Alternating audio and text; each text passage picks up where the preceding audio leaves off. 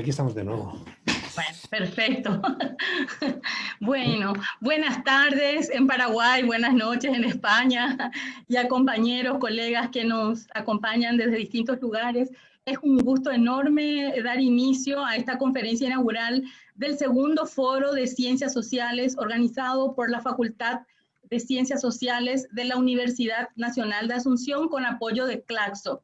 Y por eso tenemos con nosotros a en este caso, la persona que coordina la Secretaría Ejecutiva de Claxo Paraguay, y seguidamente vamos a escuchar a la decana de la Facultad de Ciencias Sociales de la Universidad Nacional de Asunción, profesora licenciada Ada Vera, posteriormente a Clide Soto por Claxo Paraguay, y posteriormente damos inicio a la conferencia. Un saludo muy fraterno, bienvenida a todos, todas, todes. Es un gusto celebrar de esta manera algo que para Paraguay representa un hito importante, contar con una facultad de ciencias sociales después de mucho tiempo en la universidad pública más antigua y por tanto la más relevante dentro del país.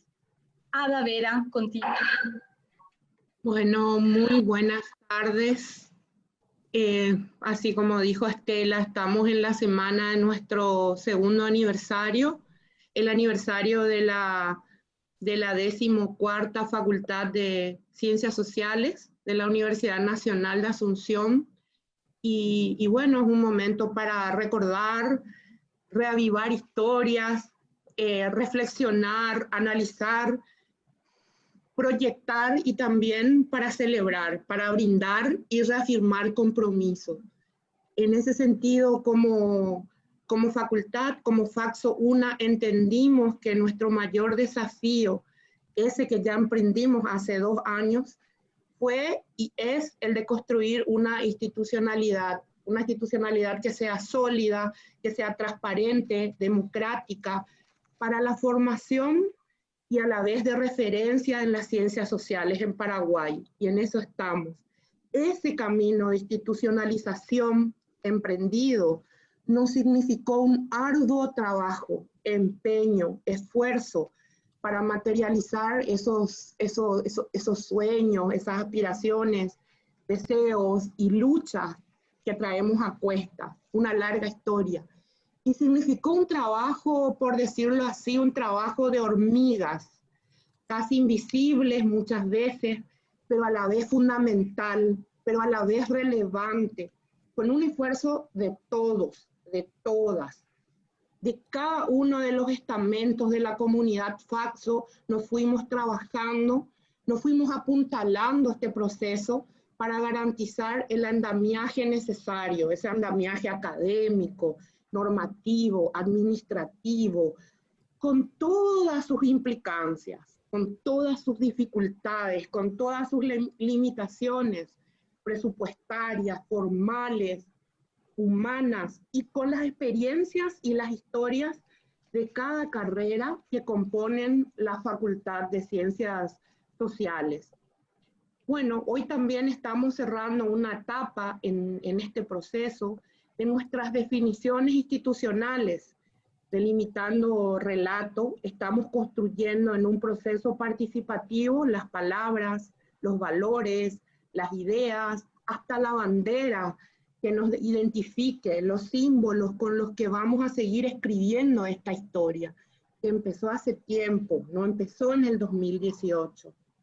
Y poder hacer este esfuerzo, llevar adelante este proceso, por más costoso que sea, es también un enorme privilegio que nos da este tiempo histórico que nos toca vivir.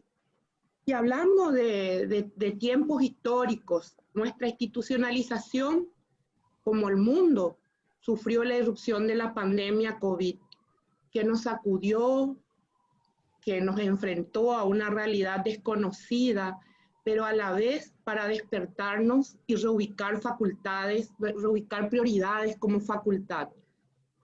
Y decir, acá estamos, más fuerte que nunca. Y frente a las incertidumbres, frente a este cambio, frente a este contexto, creamos un plan de contingencia que puso en el centro a las y los estudiantes y que buscó de una manera integral garantizar la continuidad del proceso de formación y que este sea y siga siendo de calidad. Sabemos que siguen los desafíos en este sentido, pero se garantizaron condiciones materiales con la dotación de tabletas, de planes de conectividad, se crearon fondos de solidario, de directivos, de docentes para cubrir necesidades apremiantes que fueron surgiendo en este tiempo. Se conformaron espacios de participación de los estamentos, de estudiantes y docentes, con un equipo de direcciones articulado permanentemente.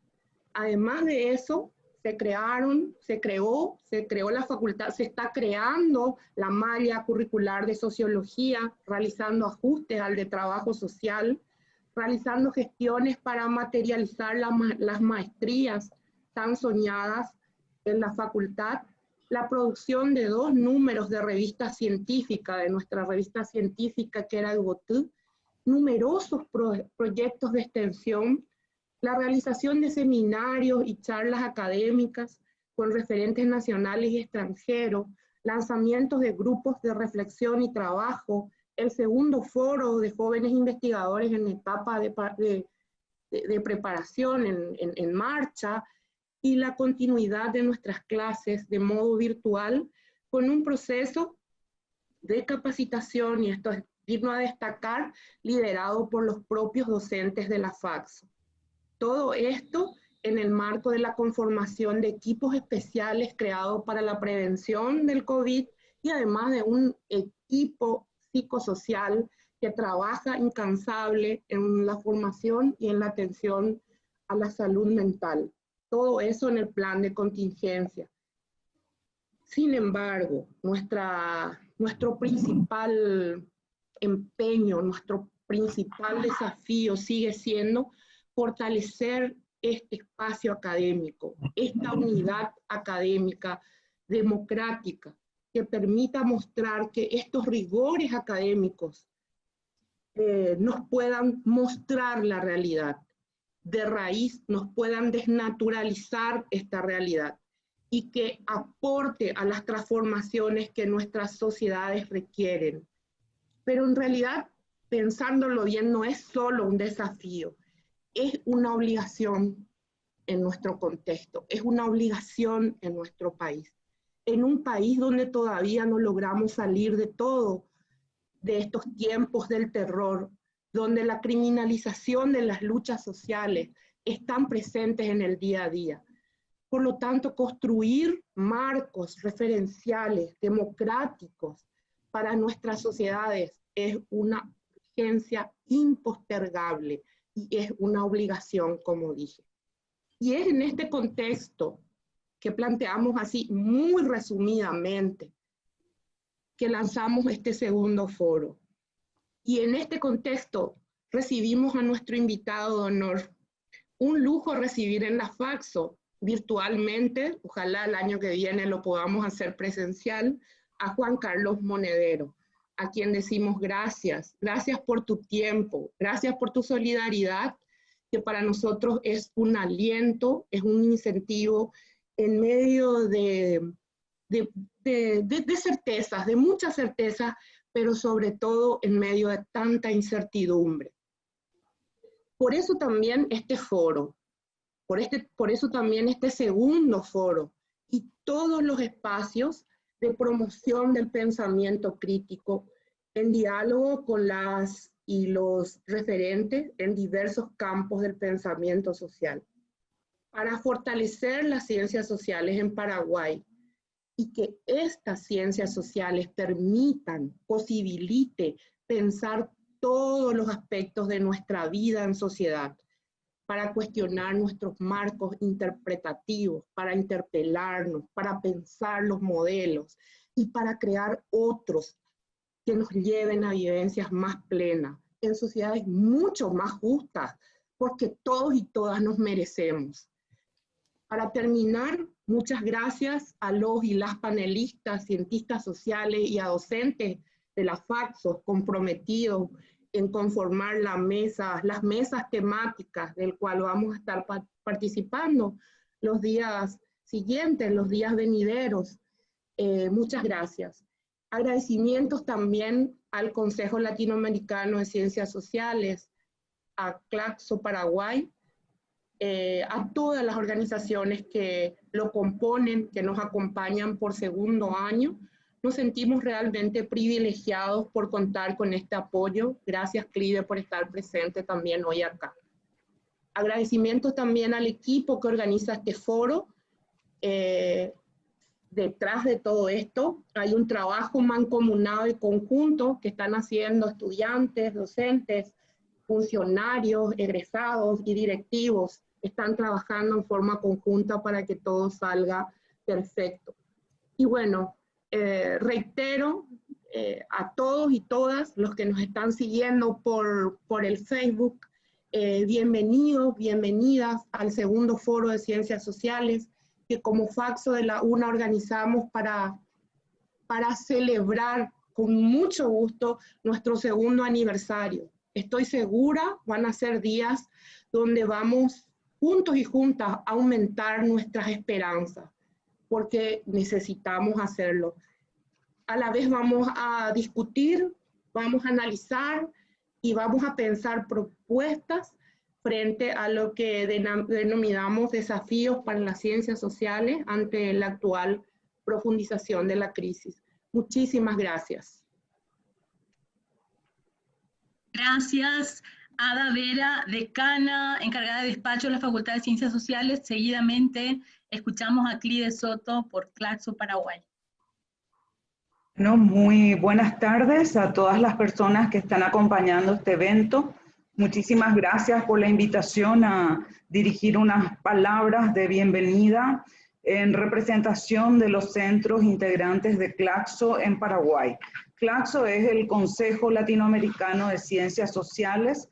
Me animo a decir que es la más importante red de organizaciones y personas que se dedican a la investigación social y a la docencia en el campo de las ciencias sociales en América Latina y el Caribe, en toda nuestra región.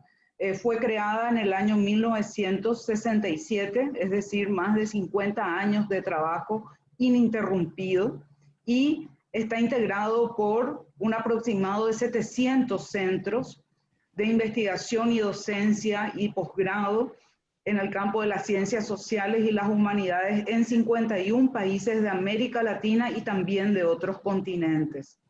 Reúne a más de 25.000 investigadores e investigadoras y tiene una cantidad enorme de publicaciones con descargas de aproximadamente 10 millones al año, descargas online, ¿no? Entonces estamos hablando de una gran red dedicada a la investigación social, de la cual Faxo orgullosamente hoy forma parte.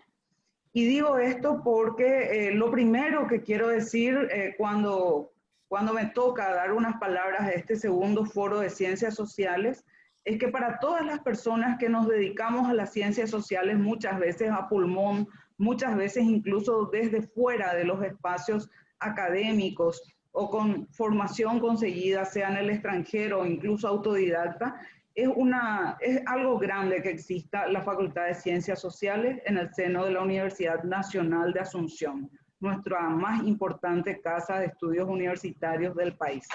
Es un factor de alegría y es también un factor de esperanza. Alegría porque no podemos más que ver con mucha alegría y con mucho contento que las ciencias sociales se vayan institucionalizando en nuestro país y vayan teniendo las condiciones para integrar a este concierto de la labor de las ciencias sociales en las mejores condiciones. Y por otra parte también es un factor de esperanza, porque tenemos la certeza, quienes estamos trabajando en este ámbito, de que las ciencias sociales son imprescindibles para aportar a un país que se piense y que tenga alguna posibilidad de futuro. Un país que no se piensa, un país que no se piensa de manera crítica, no tiene posibilidades de construir un futuro con coexistencia pacífica, democrática y con oportunidades para todas las personas que habitamos estas tierras de construir la vida según las perspectivas que tengamos y con igualdad de oportunidades, con igualdad de expectativas. creemos que las ciencias sociales tienen la obligación y el deber y el compromiso de aportar a esto. Y que si no lo hacemos, estamos dejando de lado la labor central que nuestro quehacer nos ha dado.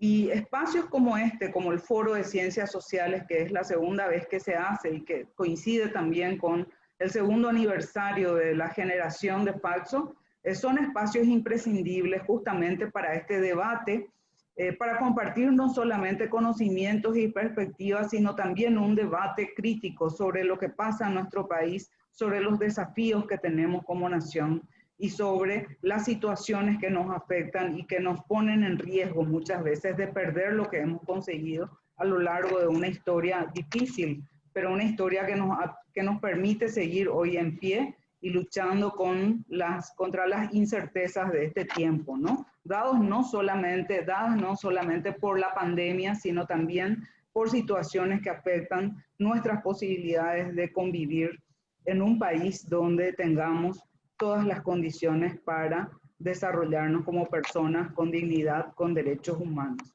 Y en ese sentido, yo creo que participar de este foro es una posibilidad enorme que nos da Paxo y quienes la están construyendo. Sabemos que es una tarea difícil, que es una tarea que lleva muchas veces sinsabores, que hay que enfrentar conflictos, limitaciones, falta de recursos o no saber a veces cómo hacer las cosas, pero es una tarea que sin duda representa una aspiración máxima de quienes desde hace mucho tiempo estamos trabajando en las ciencias sociales. El grupo de centros integrantes de Claxo en Paraguay, somos 18 organizaciones, de las cuales 18 centros asociados a Claxo, de las cuales 6 son centros de formación e investigación de universidades, entre ellos la Facultad de Ciencias Sociales, Paxo, y 12 somos organizaciones no gubernamentales que trabajamos en distintos campos de la producción de conocimiento en el campo de las ciencias sociales. Entonces, muchísimas gracias por este breve espacio y también los mejores deseos para estos días de debate intenso, de conocimiento compartido y también de construcción de expectativas y esperanzas para un futuro mejor para todo nuestro país. Muchísimas gracias. Muchas gracias, Clide Soto, de Claxo, Paraguay. Bueno, seguidamente lo más esperado, que es la conferencia con el profesor Juan Carlos Monedero, quien es politólogo y escritor español, profesor de Ciencias Políticas y Sociología. Él nos puede comentar más de su experiencia, yo voy a ser muy breve.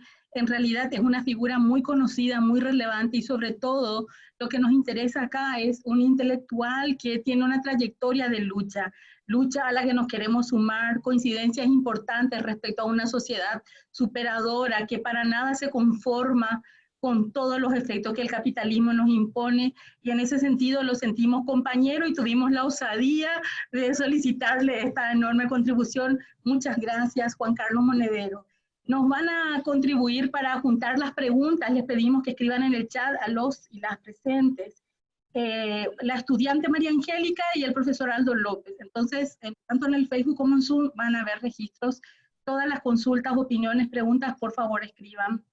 Gracias, Juan Carlos Monedero, contigo.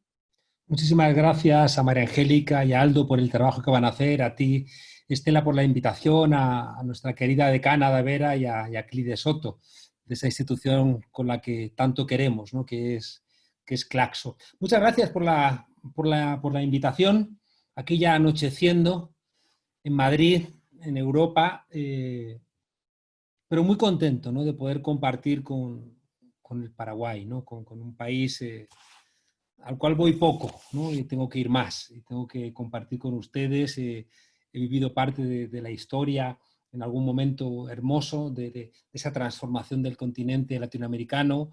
He podido compartir mucho con el expresidente Lugo. Bueno, espero, ¿no? pronto poder, cuando pase esta locura, poder compartir con vosotras y con vosotros. Hay una frase que me acordaba cuando estaba hablando la decana, que hace referencia a que para educar a un niño hace falta una tribu entera, que es una manera de reivindicar también lo que hacemos las ciencias sociales. Yo cuento en la Facultad de Políticas, en el curso, cuando doy cursos en primero, una historia que creo que explica bien qué es esto de la ciencia política, ¿no? Porque estaban los dioses discutiendo a ver cuál era de todos los dioses del conocimiento el más importante. Y el dios de la física dijo, nosotros somos los más importantes porque del caos originario extrajimos las reglas de la física que permitieron la construcción geológica del mundo. Calla, calla, calla, le dijo el dios de la biología, porque los importantes somos nosotros, que del caos originario extrajimos la posibilidad del ADN que puso en marcha la vida. Dijo el otro, no, no tienes ni idea. Dijo el dios de las matemáticas, el más importante somos nosotros, porque del caos originario extrajimos unas reglas obligatorias que permitieron que el mundo se ordenase. Y el dios de la política dijo, ya. Decís que sois muy importantes, pero los importantes somos nosotros, porque ¿quién trajo el caos? ¿No? Entonces, los politólogos parece que, por eso que tiene que ver con la política, tenemos que ver con el caos. Aunque con esa broma lo que en el fondo estamos planteando es realmente lo contrario, ¿no? Hay una frase de Ortega y Gasset, el filósofo español del siglo XX, que decía que lo que nos pasa es que no sabemos qué nos pasa. Estamos en un momento, como decía Adavera, lleno de confusión, un momento donde tenemos muy difícil entender qué ocurre, donde las brújulas se han vuelto locas, se han desimantado, donde cuando teníamos las respuestas nos han cambiado las preguntas. Y si bastara poco, viene la COVID-19 a terminar de desbaratar todo. En las encrucijadas es donde no hay derecho a equivocarse, porque las encrucijadas es cuando tú llegas a un camino y si vas para allá y te equivocas y vas al otro lado, cada paso que das se va alejando más y más del lugar al cual querías ir. Y para no errar en las encrucijadas hay que hacer buenos diagnósticos. Y yo creo que los diagnósticos mejores los hacemos los politólogos, y me van a perdonar las demás ciencias, porque ¿quién creó el caos? ¿No? Más allá de la broma, creo que la política como la ciencia de la polis, ¿no? Como la ciencia, una integración Wissenschaft, que dicen los alemanes, una ciencia de integración. Para hacer buenas ciencias sociales necesitamos saber de todo. Vamos a construir nuestra mirada política sabiendo de estadística, de historia, de derecho, de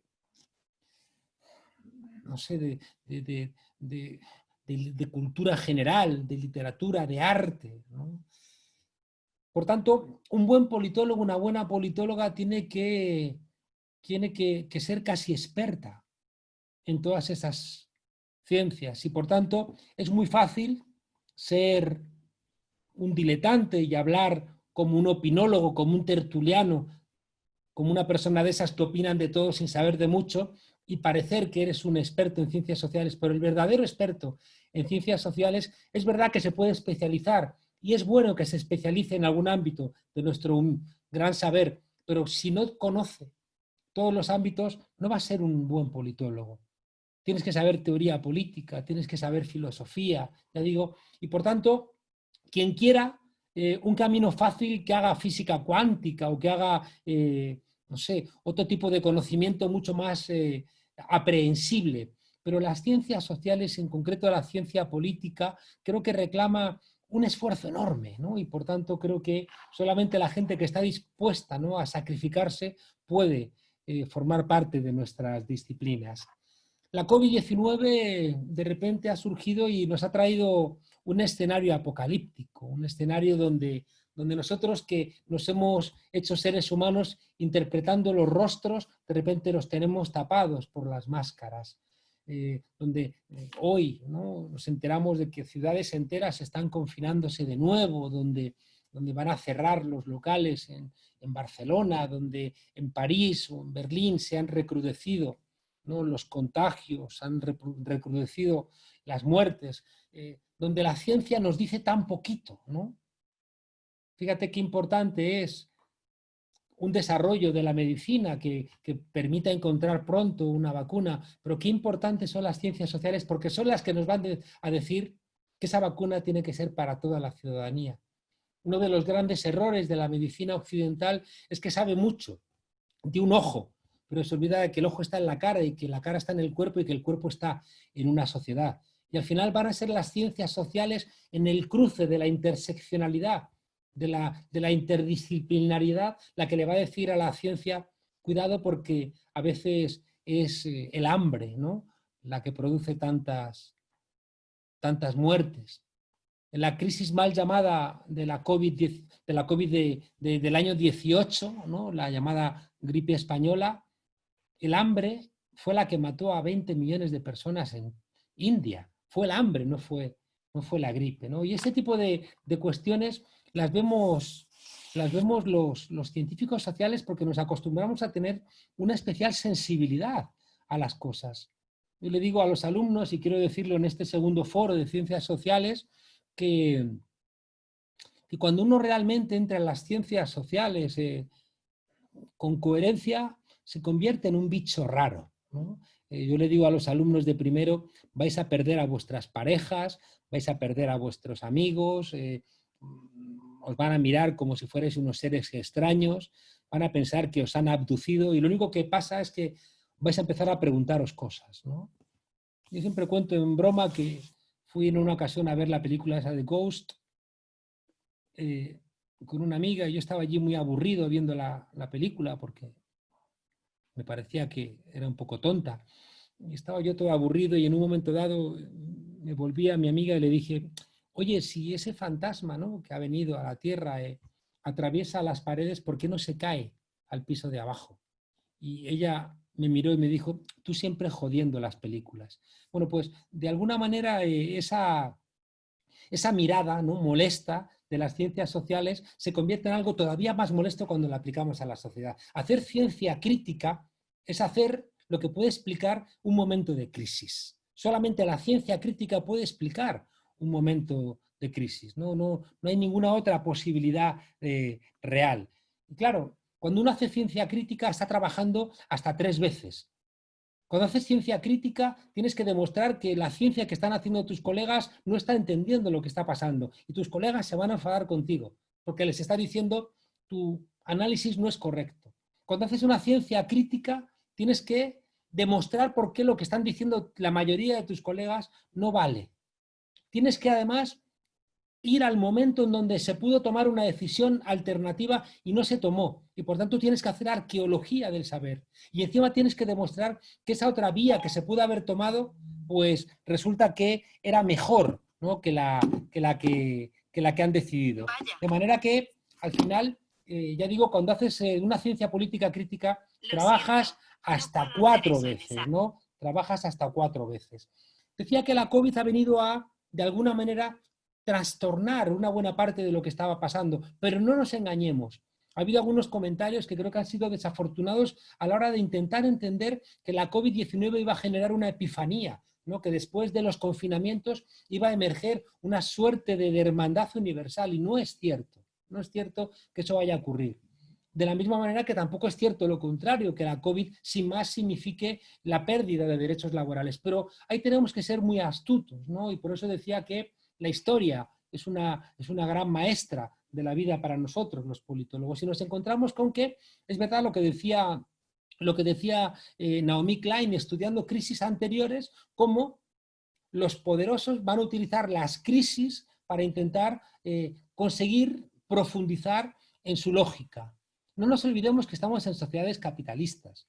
Y las sociedades capitalistas tienen un metabolismo, tienen un motorcito que es el que permite que siga funcionando el sistema. Es ese pedalear constante que decimos que tiene la bicicleta del sistema capitalista y que cuando se frena, pues pierde la posibilidad de seguir manteniendo el equilibrio.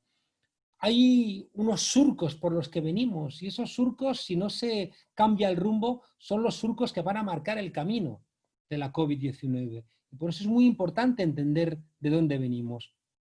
El modelo neoliberal, que es un modelo con el que señalamos en la fase actual del sistema capitalista, el Yo le digo a mis alumnos también, cuando le preguntaron a Miguel de Unamuno, ¿cree usted que existe Dios? Y contestó, dígame usted qué entiende por creer, por existir y por Dios, y entonces le contesto. No hay discusiones en un congreso de medicina acerca del ácido desoxirribonucleico o cómo funciona el sistema linfático. En cambio, en un foro de ciencias sociales podemos dedicar horas y horas a qué es democracia, si en la Unión Soviética había socialismo o en qué consiste una sociedad justa, ¿no? Porque son cosas mucho más vivas y no existe ese tipo de acuerdos, y por eso es muy importante que dediquemos una parte de nuestro tiempo y de nuestra inteligencia a definir los conceptos con los cuales estamos operando. Neoliberalismo, que es una cosa que arranca en los años 70, aunque ya se plantea en los años 30 en un coloquio, los coloquios Lippmann en París en los años 30, donde ya estuvo allí Hayek y Friedman, donde lo que se plantea es que se han puesto en marcha los planes quinquenales, se ha puesto en marcha un tipo de capitalismo diferente y no puede el liberalismo enfrentar al Estado. Y por eso ellos mismos son conscientes de que hay que pensar un liberalismo con el Estado, a diferencia del absolutismo que tenía como referencia la lucha, el liberalismo que tenía como referencia la lucha contra el absolutismo. Por eso toda esa idea de la libertad, ¿no? De los check and balance. Pero el modelo neoliberal plantea, bueno, esto es una lucha donde vamos a tener que trabajar con el Estado y, por tanto, necesitamos redefinirnos. Y deciden redefinirse como neoliberales, donde se van a apoyar en el Estado para luchar contra el Estado social.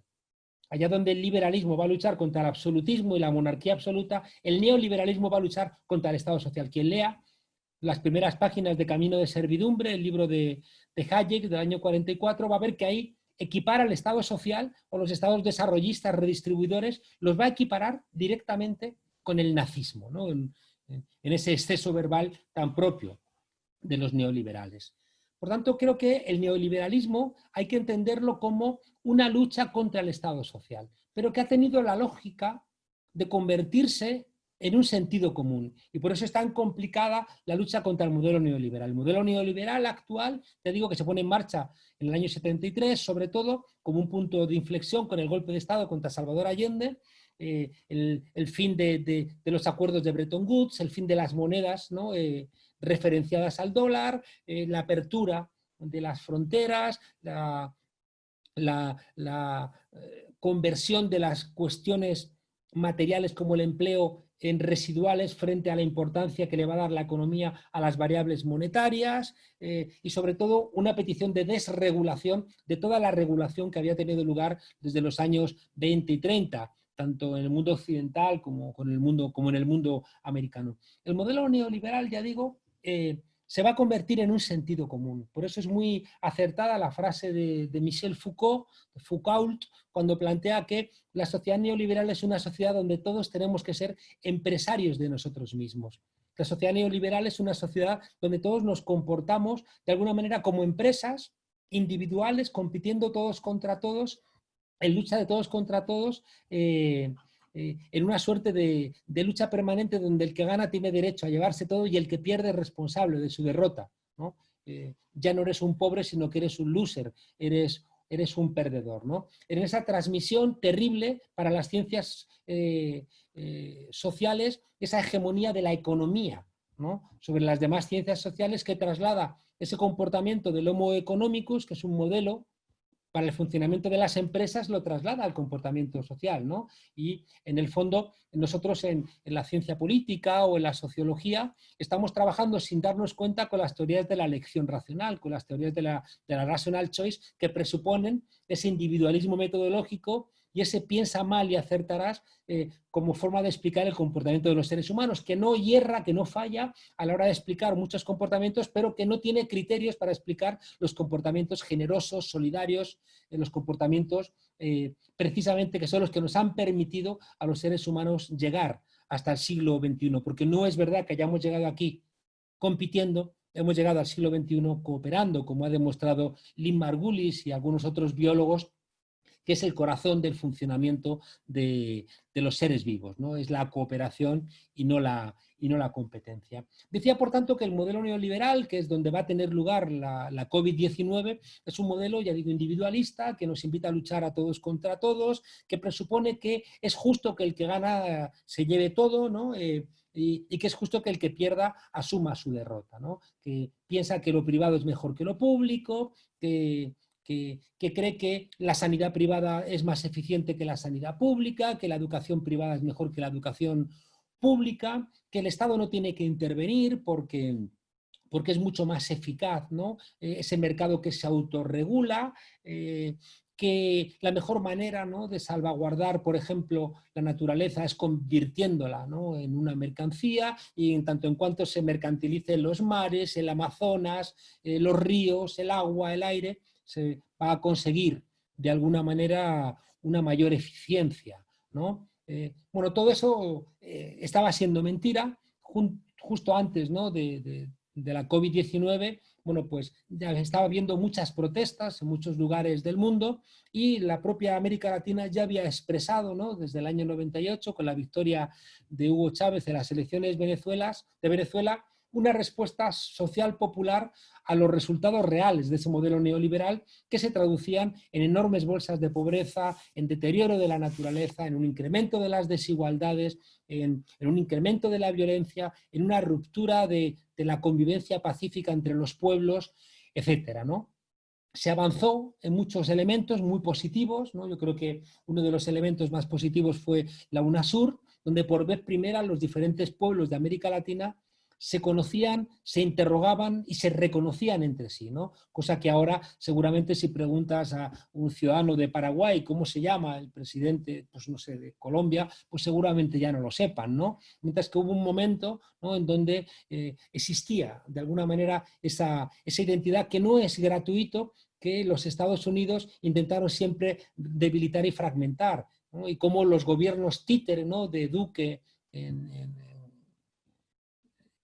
en Colombia, de Piñera en Chile, de Macri en Argentina, actualmente de Lenín Moreno en el Ecuador, bueno, pues son contrarios a la existencia de la UNASUR, ¿no? Y aquí simplemente decirles que los países del sur de Europa están teniendo una posibilidad de salir de la crisis de la COVID-19 precisamente porque estamos recuperando esa condición social de la Unión Europea.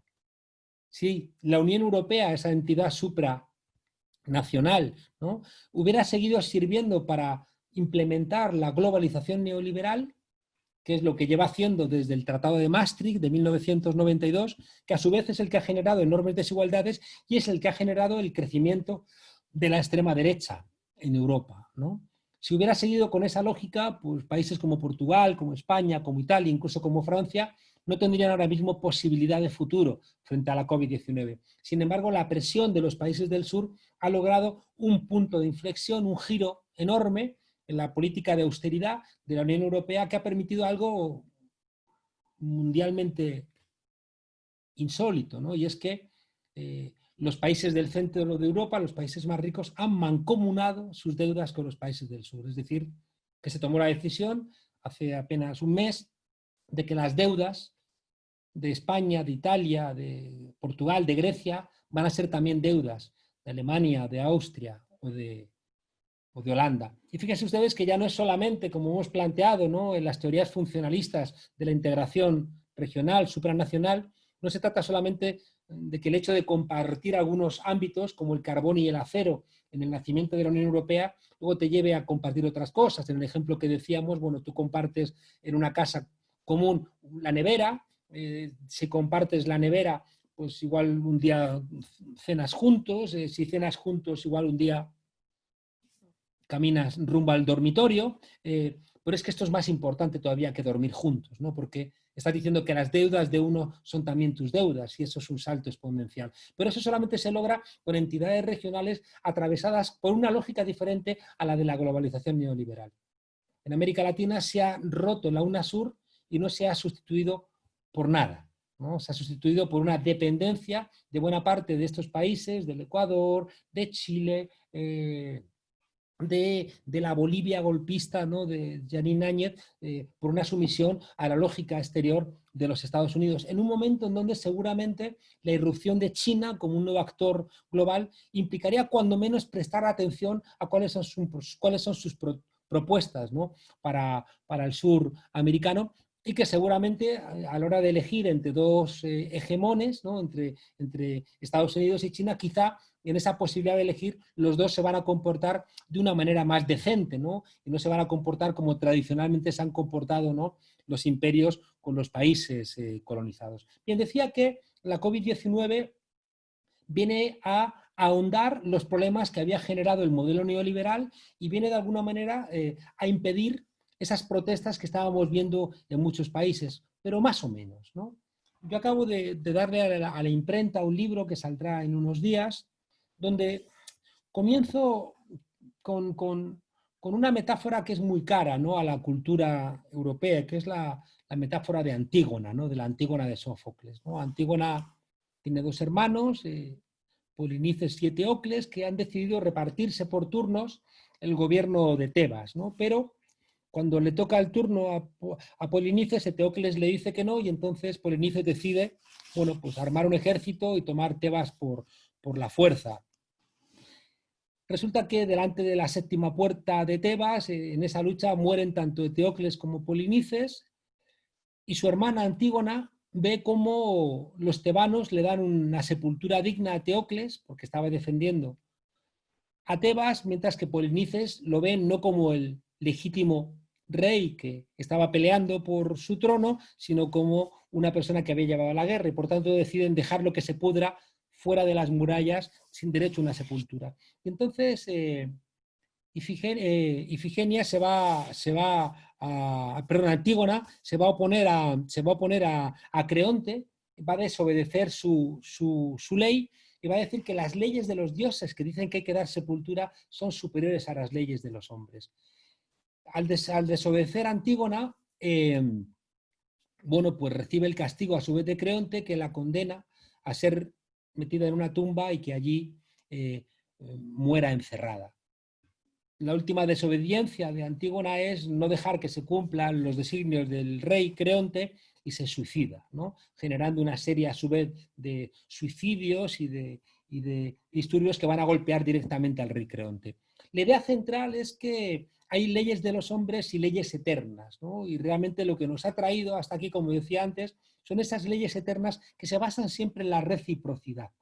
¿no? No hay ningún otro tipo de comportamiento egoísta. La idea que yo sacaba en el libro es que la COVID-19 nos ha confinado y nos ha obligado a no poder ni siquiera enterrar a nuestros muertos.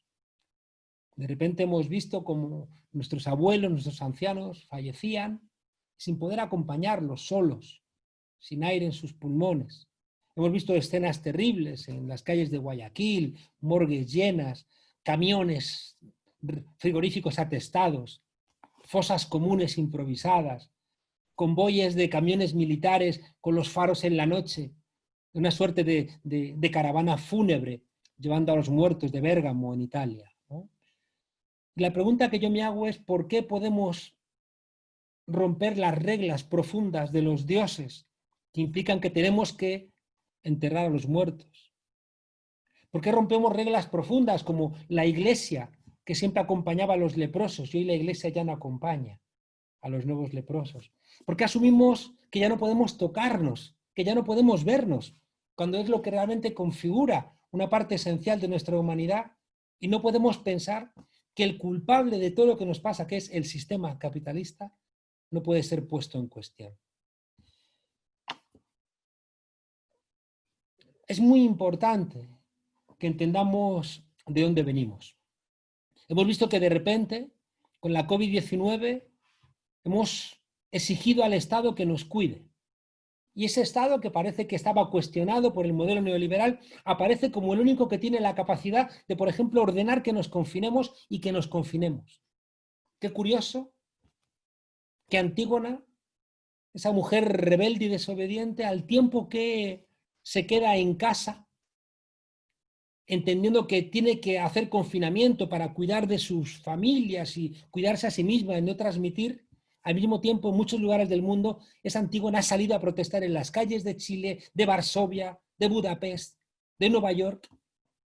Y qué curioso que los que han desobedecido esa ley del confinamiento son las derechas en muchos lugares, porque necesitan que el sistema capitalista siga funcionando. Y esa desobediencia de la derecha es una desobediencia egoísta, es una desobediencia que lo único que hace es sembrar el mal, el dolor, contaminar, mientras que esa desobediencia de Antígona es una desobediencia que se silencia cuando se confina en casa o que multiplica la posibilidad de la vida cuando sale a protestar para que no le restrinjan sus derechos en tantos lugares del mundo, ¿no? Por ejemplo, en Polonia o en Hungría, aquí en Europa.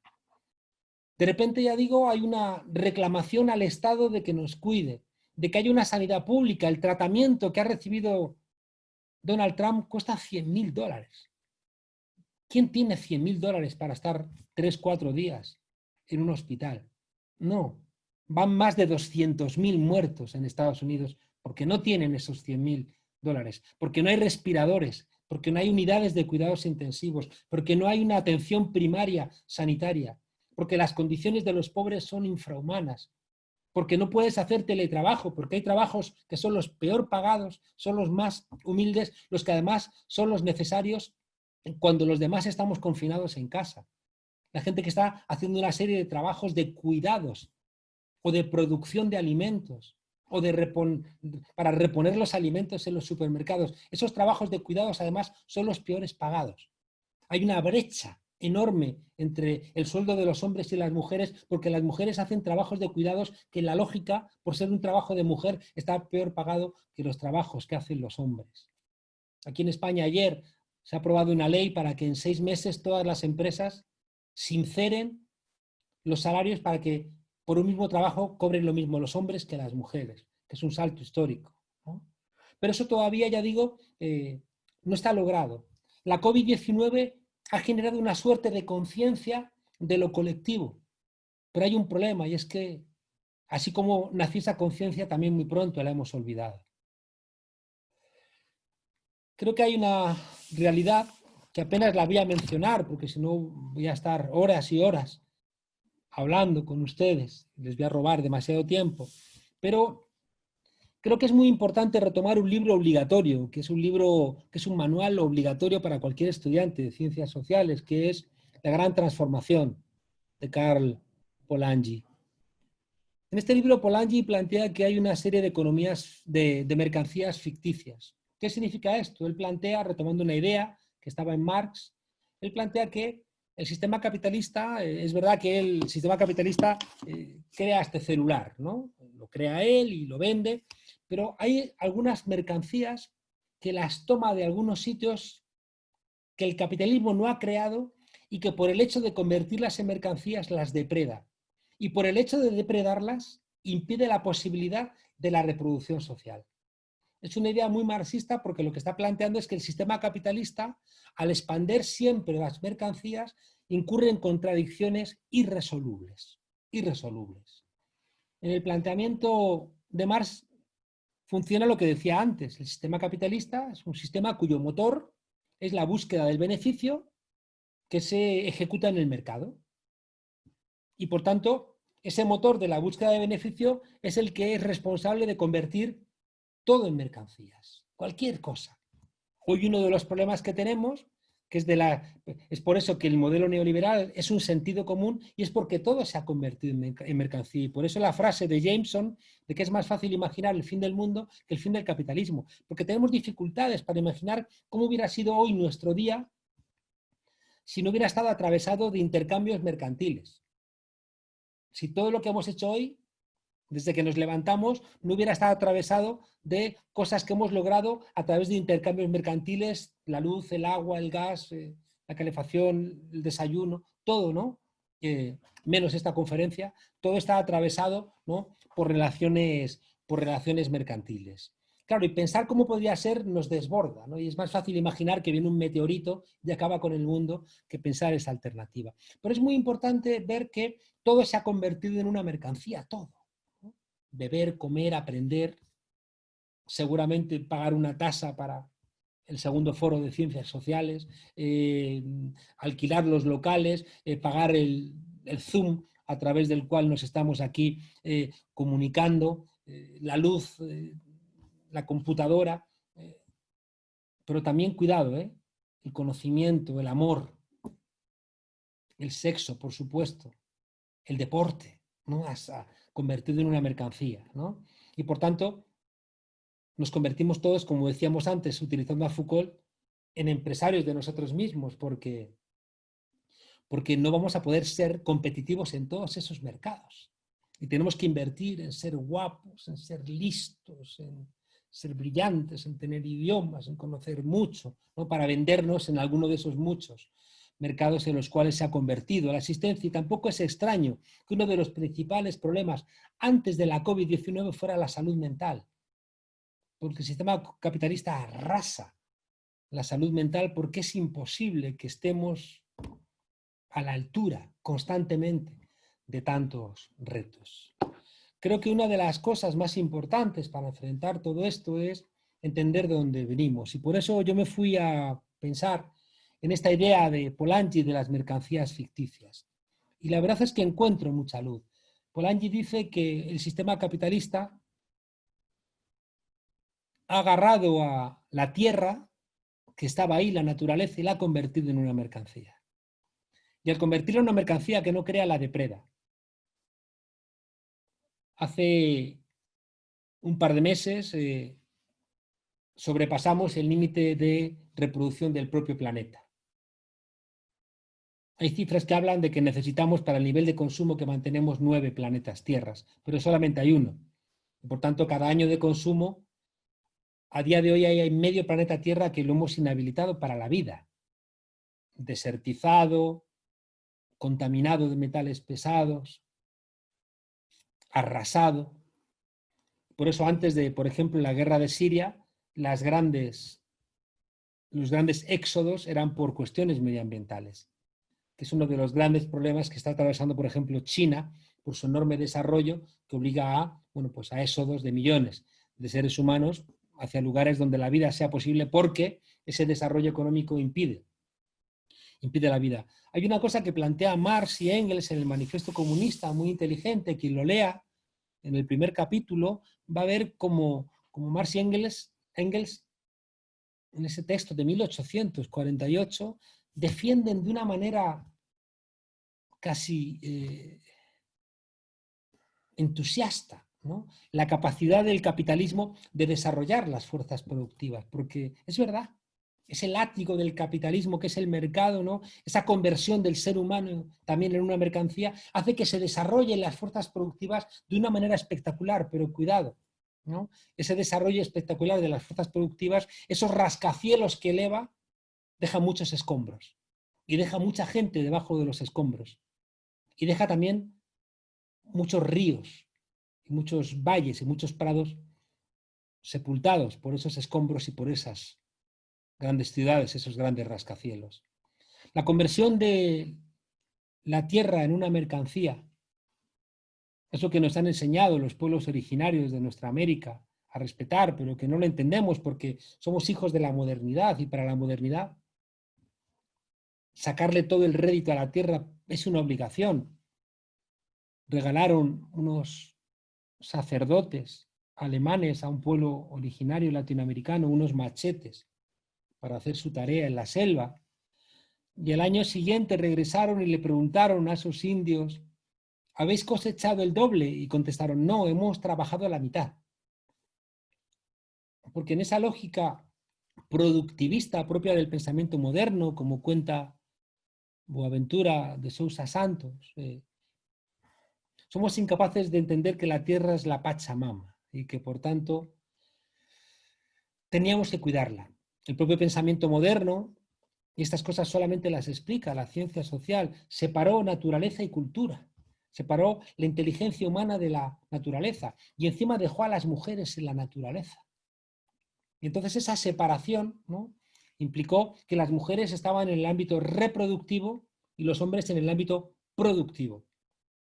que todo lo reproductivo, todo lo que tenía que ver con los cuidados, era de una naturaleza que estaba al servicio de lo productivo, ¿no? Entonces, en esa lógica terrible, bueno, pues al final devastamos medio planeta Tierra. Y buscando más mercantilización, entramos en nichos donde viven murciélagos, que tienen que salir de esos nichos y contaminan a un pangolín o terminan en un mercado exótico en Wuhan, donde alguien se contamina. Pero se contamina porque nosotros en Madrid o en Nueva York o en Berlín, tomándonos unos cereales y mirando en el celular el resultado de la bolsa de alimentos, en la bolsa de Chicago, estamos haciendo que ese murciélago salga de la cueva de Wuhan. Y por eso el paciente cero somos nosotros mismos, porque sin esa lógica, ¿no?, del consumismo como una ideología, no como una necesidad de reproducción de la vida humana, sino como una ideología, necesitamos, ¿no?, reconstruir nuestro propio yo con el último celular. Porque si no tenemos el último celular, sentimos que nuestro yo no es un yo bonito, no es un yo interesante, no es un yo atractivo para competir en el mercado de nuestros iguales, ¿no? Y puede ser un perfecto imbécil con el último celular y crees que con eso vas a tener más éxito, no sé, que si leyeras a Sófocles y Antígona. La segunda mercancía ficticia, plantea Polanyi, son los seres humanos. A los seres humanos no los crea el capitalismo, a los seres humanos los crea las familias. Pero nos agarra el capitalismo y nos convierte en herramientas para trabajar, ¿no? Ya no trabajamos para vivir, sino vivimos para trabajar. De hecho, ¿cuánta gente no estudia ciencias sociales pensando también que tiene que cualificarse para vender después su mano de obra? Y es que no queda otra. Sería hermoso pensar, no estudiamos ciencias sociales para ser mejores personas, ¿no?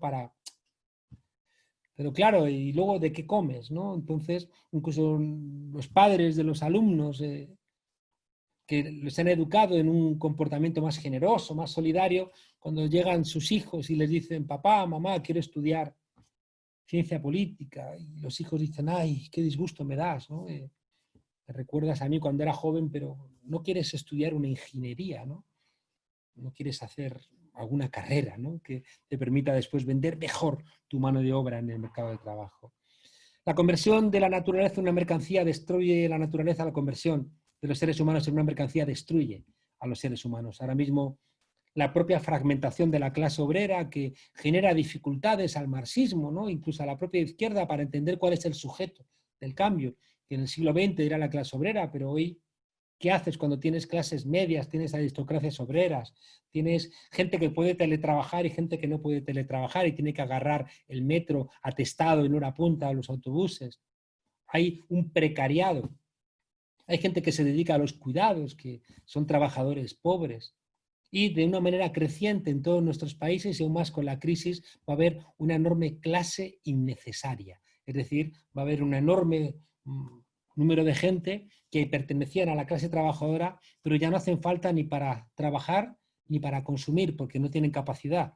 No pueden ser ni explotados ni pueden ser vistos como consumidores. Apenas les van a permitir que regalen sus datos a Google, Amazon o Apple cuando navegan, a ver si pueden convertirse, ¿no?, aunque sea en esos niveles ínfimos de la sociedad, con los datos que les entreguen, en algún tipo de información que les permita, ¿no?, ser visualizados como algo que dé un último negocio allá abajo, ¿no?, en ese sótano donde van a vivir. La tercera mercancía ficticia es el dinero. El dinero ha sido un medio de intercambio. De repente, cuando el dinero se convierte en el bien más preciado en esta sociedad neoliberal, que, como decía antes, es el momento actual del capitalismo, donde el corazón de ese motor del beneficio no se busca ya en la industria, ni se busca en la ganadería ni en la agricultura, sino que se busca sobre todo en el sector servicios. Y dentro del sector servicios, quien se ha construido, ¿no?, como la principal fuente de beneficio es el propio dinero. Y el dinero se convierte en la mercancía más cara y es lo que está generando unas oligarquías, ¿no?, de las vinculadas con los fondos buitre, con el Fondo Monetario Internacional, con las instancias financieras internacionales capaces de doblegar a la democracia en estos países. Es muy curioso que el Journal of Democracy norteamericano, o el Freedom Institute, es decir, todos estos órganos que han medido la calidad de la democracia siempre pensaban que la democracia norteamericana era la más brillante y la más luminosa, hasta que viene el loco de Donald Trump y de repente dicen, no entendemos qué ha pasado, ¿no? Como si realmente Donald Trump, por su condición exótica y por su manejo de la política vía tweets, estuviera haciendo cosas radicalmente diferentes que las que hizo Barack Obama o que las que hizo anteriormente, ¿no? George Bush, ¿no? Y no es real, ¿no? O sea que la lógica es exactamente la misma. Y de repente dicen, ¿qué les está pasando a nuestra democracia, ¿no?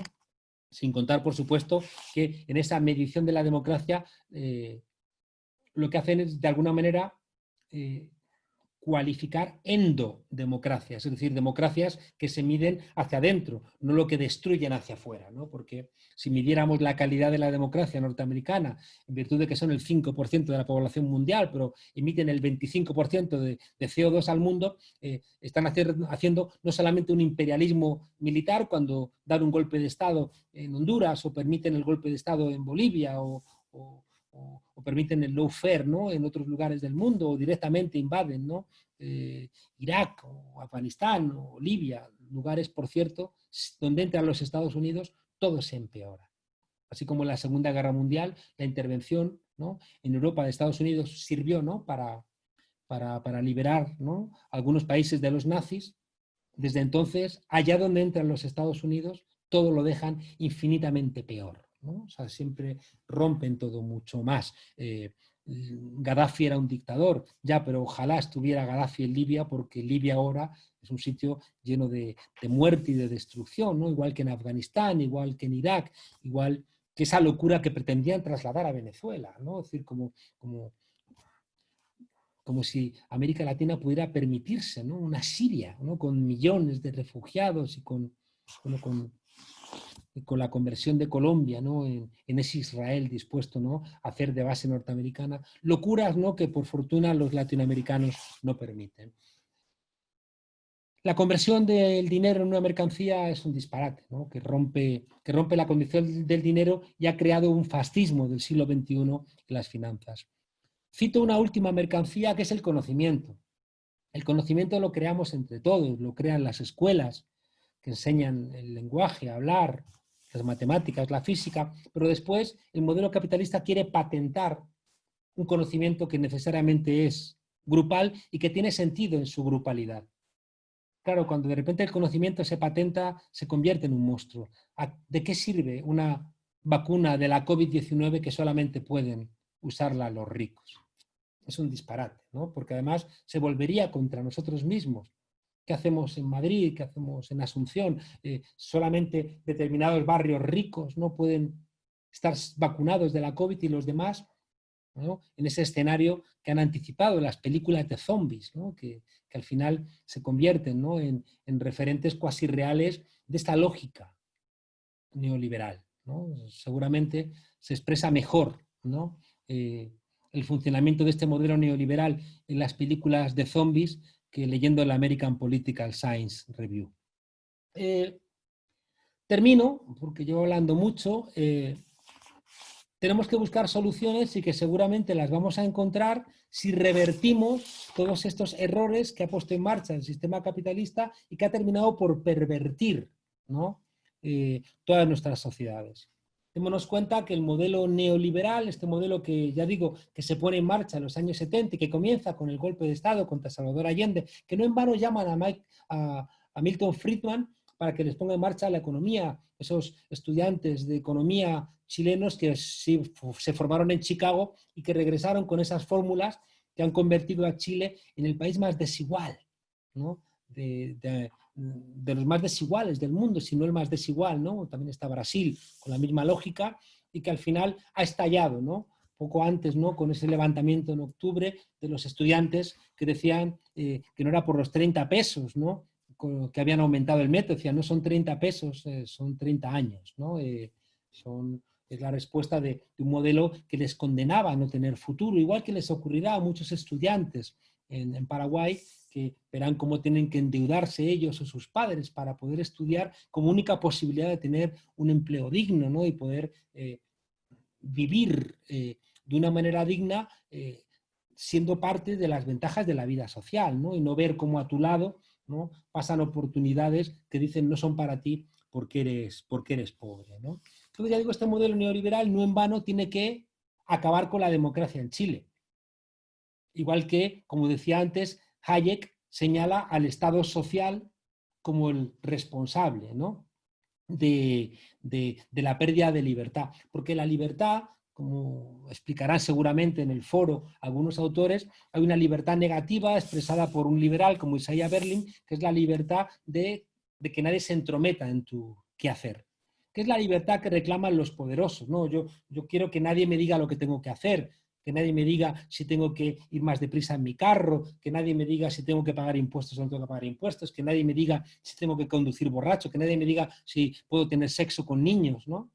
Entonces, esa libertad negativa es la libertad de los poderosos, mientras que la libertad positiva es la libertad que faculta en una vida social para que tengamos la posibilidad de acceder a los bienes conjuntos, ¿no? Porque de lo contrario son una minoría los que van a utilizar el derecho como una garantía de su privilegio y por tanto, ya digo, es incompatible con la propia idea de democracia que expresó en 1863 Lincoln en Gettysburg cuando planteó que la democracia era el gobierno del pueblo, por el pueblo y para el pueblo.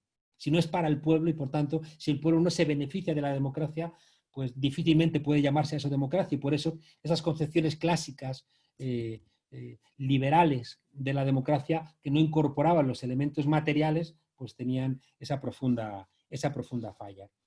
Para terminar, me gustaría plantear, aunque solamente sea enunciándolo, qué hacer, ¿no?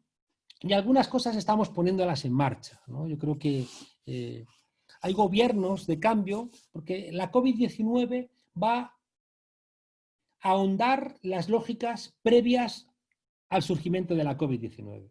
Y allá donde, como por ejemplo en España, había un gobierno progresista del Partido Socialista y de Podemos, pues va a generar respuestas progresistas como está ocurriendo.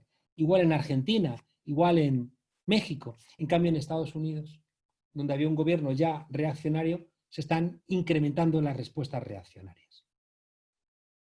En el corto plazo, en una buena parte del mundo, la COVID-19 va a funcionar como la doctrina del shock que decía Naomi Klein, donde se van a utilizar los shocks, que está la gente cegada como los faros de un carro a un conejo por la noche, que no ve y se queda quieto, para, como hicieron en Chile, privatizar buena parte de los bienes públicos, como hicieron en Indonesia después del tsunami, para privatizar toda la costa, como hicieron en Nueva Orleans después del Katrina, para privatizar toda la educación pública. Y ahora en muchos lugares se va a utilizar en Estados Unidos para dar permisos para poder contaminar más, para que las grandes empresas como McDonald's o Walmart no paguen los seguros de desempleo a sus trabajadores, para permitir, ¿no?, que haya empresas que se queden con todos los bienes de los desempleados, para que se queden con todos los inmuebles de la gente que no puede pagar la hipoteca, de las empresas que cierran y que estos grandes capitales apenas casi gratis se van a quedar con todos los bienes, ¿no?,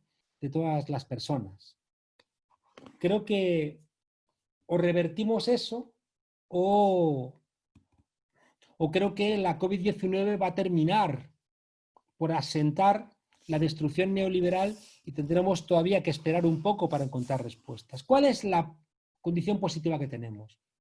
Decía Bertrand Russell que un pesimista es un idiota antipático y un optimista es un idiota simpático. Los dos son idiotas porque los dos están dando por cerrado el futuro, de una manera negativa o positiva, cuando el futuro es una construcción. Y seguramente,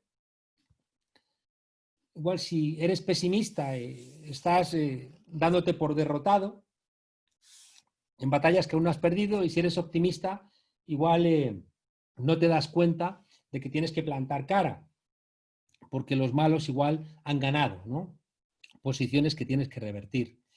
Lo que es cierto es que tenemos que ser, como decía Frank Hinkelammert, pesimistas esperanzados. Somos pesimistas porque la situación del modelo neoliberal, los surcos que ha dejado en nuestras sociedades este modelo, no puedo contarlo ahora, ¿no?, pero esa selectividad estratégica que tiene el Estado, que plantea Bob Jessop, hace que las inercias a no ser que contrapongamos otras fuerzas que las frenen, esas inercias van a triunfar en nuestros países. Y por tanto creo que es muy importante entender que en el corto plazo esas inercias van a operar. Ahora bien, el dolor, y esto es una enseñanza histórica que nos enseña de una manera muy evidente la paleoantropología, la palabra resiliencia hace referencia a la capacidad de los seres humanos para haber sobrevivido, no en los últimos 20 años, o no en los últimos 100 años, sino en los últimos 150.000 años, ¿no? Desde que, ¿no?, el Homo sapiens empezó, ¿no?, a caminar junto con otras especies hasta hacerse la hegemónica. Y lo que nos ha permitido llegar hasta aquí no es nuestra fuerza, ni nuestros colmillos, ni nuestras garras, ni nuestra velocidad, ni que podamos volar, sino que lo que nos ha permitido llegar hasta aquí es precisamente la cooperación, el diálogo, la capacidad de comunicarnos. Creo que del confinamiento y del COVID-19 salen lecciones muy importantes para la esperanza. Es la primera vez desde que vimos el planeta Tierra desde el espacio, en esa foto famosa, ¿no?, del planeta azul, es la primera vez que en Paraguay estáis pensando en cómo va la COVID-19 en España. Y en España estamos pensando qué está pasando en Berlín. Y en Berlín están pensando qué está ocurriendo en Wuhan. Y en Wuhan están pensando, mira cómo están ahora en Ecuador. Y en Ecuador están diciendo, hay que ver cómo están yendo ahora las cosas en Gran Bretaña, ¿no? Entonces estamos otra vez repensándonos. Y repensándonos desde nuestra debilidad y la necesidad de ayudarnos.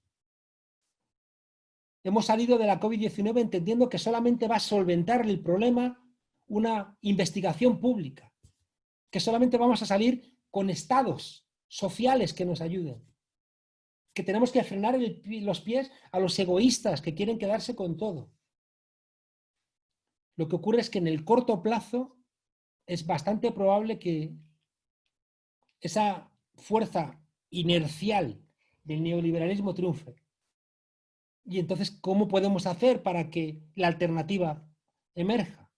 Abriendo una gran conversación en todos nuestros países. Decía uno de mis maestros, Jesús Ibáñez, que la antesala de toda revolución es una gran conversación. Y necesitamos una revolución, no entendida como algo violento, sino como algo que haga posible lo imposible. Decíamos al comienzo que hemos renunciado a que Antígona pueda enterrar a Polinices, de que podamos enterrar a nuestros muertos, que asumamos que de repente millones nos vamos a ir al desempleo. ¿Por qué tenemos que asumir cosas que nos rompen la vida y no podemos asumir la posibilidad de superar revolucionariamente eso que nos impide la propia vida? Fíjense ustedes que cuando hay dictaduras cierran las facultades de ciencias sociales, pero nunca cierran las facultades de derecho. Por tanto, entendamos que somos subversivos, subversivos de subvertere. Verter es versión, mirada. Subverter es expandir algo y mirarlo por debajo. Y cuando de repente queremos clarificar lo que ocurre, nos convertimos en subversivos. Y por eso los estudiantes, los investigadores en ciencias sociales, somos realmente subversivos, somos peligrosos, porque estamos pensando la alternativa a estas fuerzas inerciales que nos llevan a la barbarie. ¿Qué tenemos que hacer? Abrir una gran conversación. Tenemos que utilizar todos los foros que haya para poder expresar todas estas ideas, para que se active ese dolor que hemos acumulado durante la pandemia. Todas estas muertes sufridas, estos cadáveres no enterrados, este desempleo, esta naturaleza rota, este poder de estos dragones del dinero, esta privatización del conocimiento que nos convierte otra vez en analfabetos, esta conversión del ser humano en máquinas donde no vamos a poder nunca equipararnos a lo que nos exigen. Después de los años 40 nos dijeron, tenéis que trabajar más para evitar a los comunistas rusos, chinos, soviéticos. Luego dijeron, tenéis que trabajar más para evitar que los japoneses se coman el mundo. Luego dijeron, tenéis que trabajar más para evitar que los chinos se coman el mercado mundial. Y al final van a decir, tenéis que trabajar más para que los robots no se coman el mundo. Y al final nos van a convertir, pues eso, ¿no?, en robots, en el caso de que en esa lógica seamos necesarios, porque como decía antes, cada vez vamos a formar más todos parte de esa clase innecesaria que no hace falta ni para producir ni para consumir. Tenemos que recuperar la ciencia, tenemos que invertir en ciencia, tenemos que recuperar la educación pública, y por eso celebro, ¿no?, este segundo aniversario de Faxo. Creo que es esencial lo que ustedes ponen en marcha. Hay que desmercantilizar el conocimiento, y por eso la universidad pública es esencial. Tenemos que poner en marcha transiciones ecológicas que desmercantilicen la naturaleza. No podemos caer en la locura de seguir quemando energías fósiles. Tenemos que pensar en energías renovables. No tenemos que caer en las trampas de vamos a hacer coches eléctricos, porque construir estos coches eléctricos va a generar también un enorme costo ecológico. Sé que hace falta tiempo, pero tenemos que ir pensando en fórmulas de decrecimiento, en vez de seguir pensando en un crecimiento del PIB para que los hijos y nietos tengan futuro. Tenemos que decrecer. Es muy importante recuperar la sanidad pública. Tenemos que revertir los procesos de privatización de la sanidad. Tenemos que establecer aranceles altísimos a la sanidad privada. Y tenemos que construir de manera eficiente una sanidad pública. Es esencial que tengamos una construcción pública de los bienes públicos. ¿Cómo es que tienen que producir farmacéuticas privadas medicinas que necesitamos todos? Porque eso es una trampa. Resulta que en vez de evitar la obesidad o la diabetes, lo que hacemos es inyectar más dinero a los sistemas públicos para comprar medicinas contra la obesidad y la diabetes a esas farmacéuticas que lo que quieren es vender más medicinas para enriquecerse. No. Necesitamos una lógica no mercantil de las medicinas que nos permiten, a su vez, al no necesitar vender más medicinas, pensar que una parte de la sanidad tiene que ser preventiva. Creo que es esencial recuperar la industrialización en nuestros países. Paraguay tiene que recuperar una industrialización y no depender de los Estados Unidos, o no tiene que depender ni de Brasil ni de ningún otro gran país, porque de repente en las crisis no tienes ni la posibilidad de tener tus propios recursos, porque los mercados internacionales, como ha ocurrido con las mascarillas, con los barbijos, con los respiradores, se convierten en el lejano oeste, ¿no?, donde todo se consigue con la violencia del dinero, ¿no? Tenemos que parar los pies a ese fascismo financiero, y eso no lo va a poder hacer un país solo. Necesitamos integraciones regionales con la suficiente fuerza como para plantar nuevas leyes que multen a esos grandes consorcios para que nos devuelvan, a través de multas, nos devuelvan el mucho dinero que han robado a las mayorías. Por eso los pequeños países no pueden, ni siquiera los grandes. En cambio, una integración regional, y por eso uno de los motivos principales del Fondo Monetario Internacional, de la Organización Mundial del Comercio, era romper la UNASUR, igual que penetraron la Unión Europea para romper esa posibilidad de unir, ¿no?, las fuerzas para revertir esas ideas. Tenemos que recuperar el papel de las mujeres, que ha emergido durante la pandemia como las grandes cuidadoras, y entender que los cuidados tienen que ser un elemento colectivo, porque si no seguiremos condenando a las mujeres a ser las cuidadoras y por tanto no tendrán posibilidad de desarrollar su propia vida. Tenemos que entender que esos trabajos de cuidados son trabajos que tienen que ser mejor remunerados y que tienen que tener una lógica que rompa con esa idea de que el marido es el que lleva el dinero a casa, o con esa lógica de que el marido y la mujer trabajan y ni siquiera llega el dinero a casa porque no se alcanza, ¿no? Y por tanto tiene que haber una provisión pública colectiva de esa tarea de cuidados y tiene que estar reconocida públicamente, ¿no? Por tanto, la reconstrucción de lo común, ¿no?, se convierte en un elemento esencial. Y por último, ¿no?, para no aburrir, creo que tenemos que recuperar esa idea de la democracia como participación. Creo que el gran problema de las fuerzas políticas de cambio en América Latina ha sido su incapacidad de construir partidos, movimiento.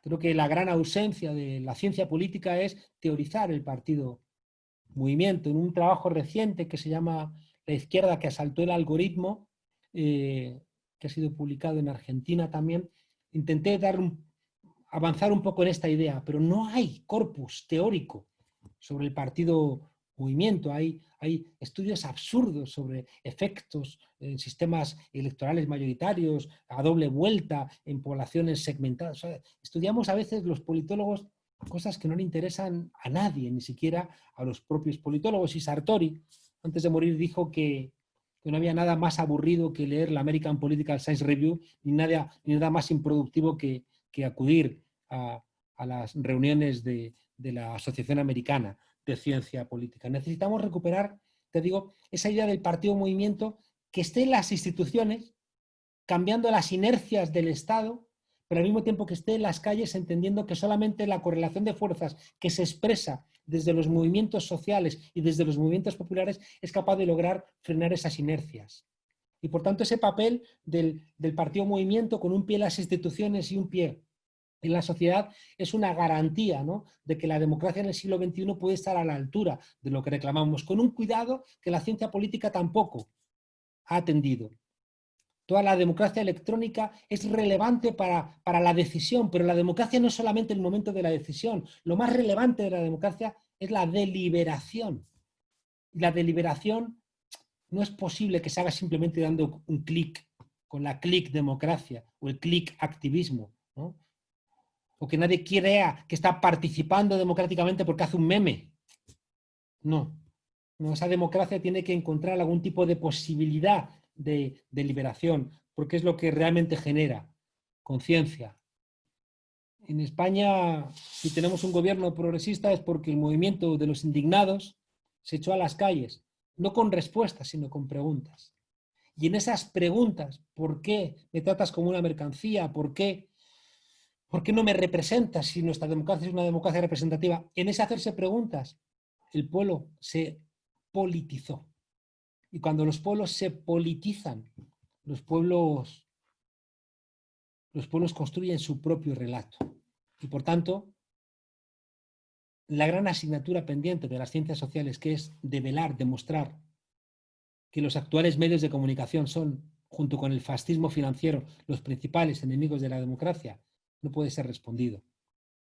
Un pueblo consciente será un pueblo que se dé cuenta de que tiene que apagar las televisiones o que tiene que tomar las televisiones igual que se tomaban antes, los latifundios o se tomaban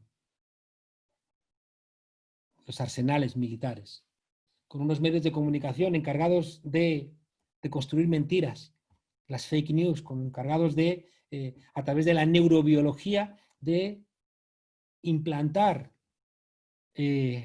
comportamientos, a través de conocer cómo funciona nuestro cerebro para convertirnos en seres teledirigidos, para consumir, para votar determinadas cuestiones, o, como decía Malcolm X, para, siendo víctimas al final, votar a nuestros verdugos.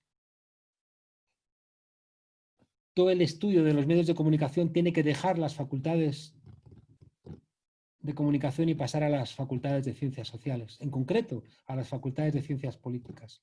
Es imposible repensar la democracia si no repensamos el papel de los medios de comunicación y de las redes sociales en el siglo XXI. No sirve de nada, como ocurrió en Brasil, sacar a 20 millones de personas de la pobreza, salvo para que 20 millones de personas salidas de la pobreza pudieran comer, que no es poco. Pero esos 20 millones de personas, cuando dieron el golpe de Estado contra Dilma Rousseff o acusaron a Lula de pruebas falsas, no salieron a protestar. Hace poco un jurado, un tribunal brasileño dijo que se habían equivocado con Lula y que no había pruebas. Pero lo metieron en la cárcel y lo sacaron de la carrera electoral para que gobernase Bolsonaro. Cuidado con el lawfare. Y eso fue posible porque ese lawfare opera no solamente encarcelando a los líderes que van a ganar las elecciones, sino criminalizándoles en los medios de comunicación. Entonces, con unos medios de comunicación capaces de haber encarcelado a Lula, no se puede hablar de democracia en Brasil, por muchos índices que se invente Freedom House. Decía Bertolt Brecht, y creo que es la pregunta concreta, y por eso este foro de ciencias sociales, destinado a saber, a entender que la verdad, como decía Gramsci, es revolucionaria. Para entender que esa verdad que es revolucionaria nos aumenta la conciencia. Porque, ya digo, como decía Bertolt Brecht, solamente los pueblos con conciencia son los pueblos que tienen esperanza. Muchas gracias. Muchas gracias, Juan Carlos Monedero. Realmente, bueno, ahí la opinión de la gente seguramente va a revertir en tanta potencia, tanta consistencia, tantos elementos, pero a su vez tan propositivo y tan superador, que es lo que más nos cuesta en el momento de tanto caos, de tanta crisis, cuesta mirar un poco más allá. Así que muchas gracias también por eso.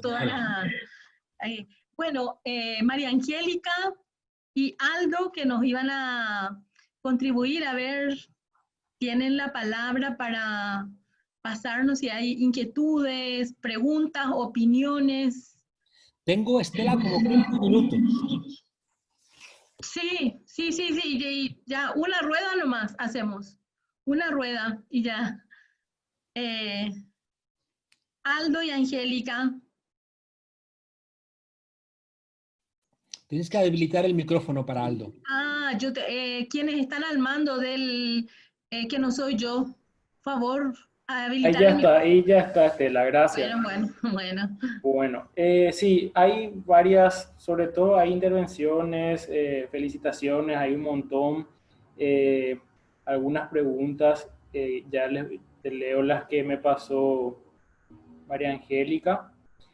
Leemos una de las primeras, todas de una vez, tanto del Facebook como de aquí, y entonces hacemos una consistencia de respuesta a todos, por favor. Dale, Estela. Dale. El afianzamiento del capitalismo después de las crisis obedece a su astuta capacidad de recomponerse o a la falta de estrategias y de resoluciones de vicios de las izquierdas, planteamos. Neoliberalismo sinónimo de privatización. Después también dice Juan Carlos Monedero, habla de las mercancías artificiales. ¿Y qué pasa con las mercancías en el sentido ortodoxo? Aquellas producidas en las fábricas. Entendiendo que solo el trabajo humano produce valor. Después hay un comentario de Yani Vivas, venezolana, residente en Paraguay, dice, pregunta, ¿considera que el modelo socialista adoptado por nuestro país es un modelo para la región? Y habla que ya son 22 años de este modelo. Después otra pregunta, ¿cómo se puede compatibilizar el decrecimiento con la industrialización de los países subdesarrollados como Paraguay? ¿Decrecerá los países hegemónicos para compartir su riqueza? Tengo más preguntas. El capitalismo mundial ha puesto a Paraguay en un lugar demasiado rezagado en la región. Somos la periferia de la periferia del capitalismo. Así no podemos pretender que porque sectores progresistas gobiernen en los países vecinos más importantes, que van a apoyar el desarrollo de Paraguay. Por lo tanto, parece que es difícil construir un sentido común popular por fuera de la construcción nacionalista. ¿Cómo la izquierda puede dialogar productivamente con los sentidos nacionales?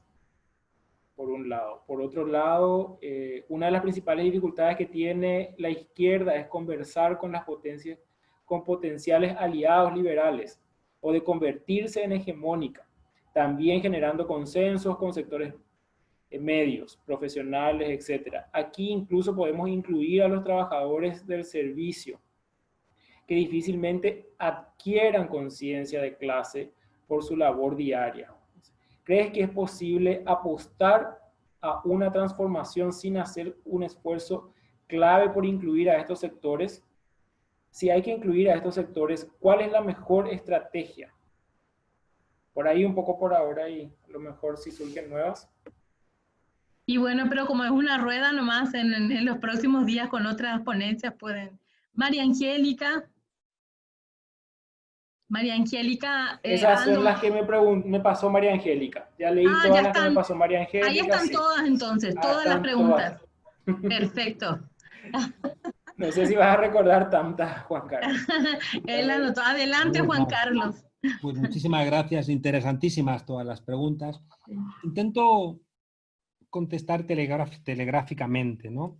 En el libro este que mencionaba de la izquierda que asaltó el algoritmo, cuento que izquierdas, creo que renovadas, como la que puede suponer Podemos en España, nacen de la asunción de la derrota de la izquierda a finales del siglo XX. Es decir, que en la lectura que yo hago, por ejemplo, pudimos pensar una izquierda diferente porque asumimos que la izquierda clásica había sido derrotada, ¿no? Y había sido derrotada, lo resumo en una frase que dijo Margaret Thatcher. Margaret Thatcher, la dama de hierro inglesa, dijo: mi gran obra no fueron las Malvinas, mi gran obra no fue romper la columna vertebral a los sindicatos, mi gran obra fue Tony Blair, ¿no? O sea, su gran obra fue convertir en hegemónica las ideas neoliberales, hasta el punto de que los partidos socialdemócratas las asumieron como propias. Y por tanto, totalmente de acuerdo en que a mí me interesan mucho los errores de la izquierda. Hay uno muy clásico, y por eso tenemos que leer autores heterodoxos. Nos interesa Gramsci, nos interesa Walter Benjamin, o sea, nos interesa Ernst Bloch en algunas de sus cosas, nos interesan los autores que rompieron de alguna manera con ese dictat, ¿no? con ese diccionario, con ese catecismo, ¿no? soviético que no ayuda realmente en nada a la construcción de la alternativa. Y una de las grandes mentiras, lo planteaba Walter Benjamin, es eso de cuanto peor mejor, ¿no? que es una idea de la izquierda: aceleremos las contradicciones porque entonces vendrá el socialismo. No. Si hoy, en la COVID-19, aceleramos las contradicciones, es bastante probable que lo que venga sea otra vez alguna forma de fascismo, por lo menos en Europa, ¿no? Por tanto, por ejemplo, yo quiero que el gobierno de España ayude a que haya menos pobres, haya menos hambre, haya menos ignorancia, y no que aumente esos problemas presuponiendo que esa gente en el hambre, en la ignorancia, en la incertidumbre, de repente va a abrazar no sé qué tipo de ideología emancipatoria. No, esa gente va a escuchar mejor el canto de sirena de los fascismos. Por tanto, la izquierda tiene que revisarse, ¿no? Y esto vale sobre todo en el caso de Europa para los partidos comunistas más clásicos, ¿no? Donde tenemos que repensarnos. Ya digo, porque si no, yo creo que la izquierda no va a ningún lado, ¿no? Es verdad que hay que ser cuidadoso, porque eso ya lo hizo la socialdemocracia y terminó gestionando sin más el sistema capitalista. ¿Cómo solventas esto? Con el partido movimiento, teniendo un pie en las instituciones y un pie, ¿no? en las calles, en las fábricas. Con los autónomos, por ejemplo, la izquierda nueva tiene que entender que una buena parte de los trabajadores autónomos forman parte de los explotados. Mientras que en la lógica de la izquierda, los empresarios todos son los enemigos. Pues en el siglo XXI no. Hay muchos jóvenes que van a hacer emprendimientos propios y forman parte también de las tareas de la emancipación. Igual que las mujeres no pueden seguir siendo pensadas como portadoras de reivindicaciones pequeño burguesas, porque como no eran las obreras, no portaban el sujeto revolucionario. Igual que no puedes entender que los indígenas no formen parte del sujeto revolucionario, etcétera, etcétera, etcétera. Por tanto, ya digo, creo que los errores de la izquierda han sido los que han permitido siempre este tipo de planteamientos. Podríamos dedicarle más tiempo, pero cada vez es más real que en el siglo XXI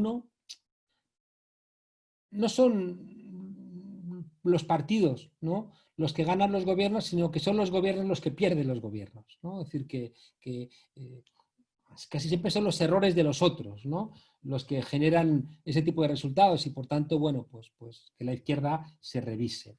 Claro que el neoliberalismo tiene una parte de privatización. El neoliberalismo, lo expresaba el consenso de Washington, tiene como 4 grandes variables, ¿no? Una es desregular todo lo que había regulado, ¿no?, el Estado social, desde la famosa Stigall Act, ¿no?, que separaba bancos de inversión de bancos de depósitos, para que cuando un abuelo iba a cobrar su pensión a un banco no le dijeran: métalo usted aquí en esta inversión, que es lo que ocurrió después con Lehman Brothers o en España con tantos abuelos que perdieron sus pensiones porque les engañaron los bancos a juntar bancos de inversión y bancos de depósito.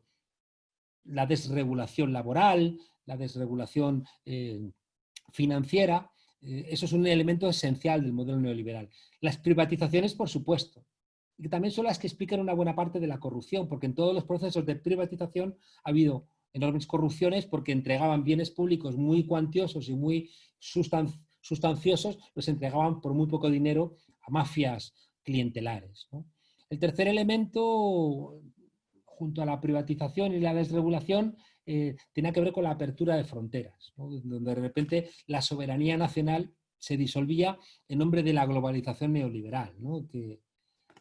que ha hecho más mal que bien, ¿no? Aunque ahora no es reversible ni deseable, ¿no? Lo que tenemos que pensar es en globalizaciones alternativas. El cuarto elemento central, ¿no?, de este modelo neoliberal era el darle primacía a las variables monetarias, a la lucha contra la inflación, ¿no?, que en algunos lugares momentáneamente la solventaron, pero despreciando las variables materiales, ¿no?, de empleo, de inversión pública, de gasto público, etcétera. Es verdad que, aparte de las mercancías ficticias, tenemos que pensar los efectos. La respuesta es muy inteligente porque hay un planteamiento marxista que genera muchas discusiones, pero que tiene un pozo de verdad, ¿no? Y es que solamente el trabajo humano es el que crea valor, ¿no? Porque cuando hay un desarrollo tecnológico, al final se generaliza. Entonces, cuando todos tienen el mismo desarrollo tecnológico, ¿de dónde sacas el beneficio? Pues de explotar a los seres humanos, ¿no? Entonces, en términos amplios, es verdad que solamente los seres humanos somos los que generamos valor y, en última instancia, beneficio. Si dejamos de convertir al trabajo humano en una mercancía, se revertiría eso. Y, por tanto, en la reversión de la conversión del ser humano en una mercancía ficticia, se revertiría de alguna manera el corazón del modelo capitalista que privatiza, ¿no?, y entrega solamente la posibilidad de supervivencia a los seres humanos sobre la base de la venta de nuestra fuerza de trabajo. Hay reflexiones que tiene que las ciencias sociales ahora preguntarse: ¿qué ocurre con la robotización de la economía? ¿Y qué ocurre, que es una de las cosas que seguramente que en ese foro van ustedes a discutir, qué ocurre con la renta básica universal, ¿no? Porque está muy bien salarios mínimos básicos para todo el mundo, pero seguramente los problemas que estamos experimentando en España, donde apenas un 10% de la gente lo ha recibido, por las trabas burocráticas que implican, seguramente vamos a tener que ir pensando en probar, cuando menos, en rentas básicas universales con todo lo que eso implica, y que somos los científicos sociales los que tenemos que discutir cuál es el desarrollo de estas rentas básicas. Venezuela no es el modelo. Ahora mismo Venezuela no es ni siquiera un modelo para Venezuela. Y sobre todo porque, no nos engañemos, ¿no? Los que somos serios en la ciencia social sabemos que los modelos no son trasladables a ningún lugar, ¿no? O sea, si le dijeras a un biólogo que le vas a poner el corazón de una gallina a un águila, te diría: usted es idiota. En cambio, pensamos que podemos trasladar modelos de un lugar a otro. Venezuela, lo hemos contado muchas veces, es un país que no tuvo minas, y al no tener minas durante la colonia, no fue ni siquiera un virreinato, fue una capitanía general, que no tuvo nunca estructuras administrativas, que en el siglo XIX estuvo atravesado por guerras civiles, y en el siglo XX, cuando se empieza a construir el Estado, ya tienen petróleo, y por tanto es un Estado que se construye desde arriba. Como contaba Fernando Coronil, un antropólogo brillante, es un Estado mágico que reparte el petróleo, ¿no? Y que por tanto no ha generado ese cleavage, ¿no?, en la construcción del Estado entre burguesía y proletariado, que hubiera permitido, bueno, pues una estructura de partidos, una estructura funcionarial que nunca ha tenido Venezuela. Nunca ha tenido un Estado. Y por eso también el papel del ejército ha sido tan relevante. Entonces, claro, con esa historia, ¿no?, y pues es muy difícil que uno plantee cómo vas a trasladar el modelo venezolano. ¿Eso significa que no hay cosas de Venezuela que pueden ser útiles? Pues claro que pueden ser útiles. Todo lo que implicó de las misiones, todo su esfuerzo alfabetizador, el esfuerzo redistributivo de la renta. Bueno, claro que hay cosas que son muy relevantes. sin el impulso, ¿no?, del presidente Chávez no hubiera existido la UNASUR. Tuve la fortuna de visitar al presidente Lula, me invitó a visitarle en la cárcel en Curitiba, y allí una de las discusiones que teníamos era cómo el presidente Chávez logró unificar al continente latinoamericano. Y por eso la demonización de Venezuela, no nos engañemos. O sea, Venezuela, ¿qué pasa? ¿Que es peor que Marruecos o peor que Arabia Saudí? ¿O peor que los Emiratos Árabes? ¿O peor que dictaduras que están soportadas por los Estados Unidos? Es mentira. No les interesan los derechos humanos. Eso es una burda mentira a la cual ha ayudado mucho la ciencia social. No les interesan los derechos humanos. ¿Ha visto a alguien protestar al Grupo de Lima por los asesinatos de gente en Colombia? ¿Ha visto a alguien del Grupo de Lima, en el Grupo de Lima, protestar por la represión en Chile y los 500 ciudadanos que han perdido la visión por los disparos de la policía? ¿Ha protestado el Grupo de Lima por esa imagen de un carabinero tirando por un puente a un adolescente hace apenas unos días? ¿Ha protestado el Grupo de Lima, que siempre está pidiendo el bloqueo para Venezuela y poco menos que entren los marines en Venezuela? ¿Ha protestado por el golpe de Estado en Bolivia? ¿Ha protestado por la pérdida de derechos que tiene la oposición en Ecuador? ¿Ha protestado por las dificultades para unas elecciones limpias y libres en Bolivia? Para que no nos engañemos, ¿no? O sea, Venezuela se demoniza, pues igual que se demonizó ayer a la Unión Soviética, o se demonizará mañana a alguien en caso de que no revirtamos esta locura, ¿no? Y el otro día Donald Trump le dijo a Biden le dijo: usted quiere traer Venezuela a Estados Unidos, lo cual es una estupidez que solamente tiene sentido por esa demonización a través de los medios de comunicación, que cualquier alternativa se presenta como la situación actual en Venezuela, de la cual tiene mucha responsabilidad el bloqueo que están haciendo los Estados Unidos. Preguntémonos, ¿dónde está Guaidó ahora mismo? ¿No? ¿Quién es Guaidó? ¿A quién representa Guaidó?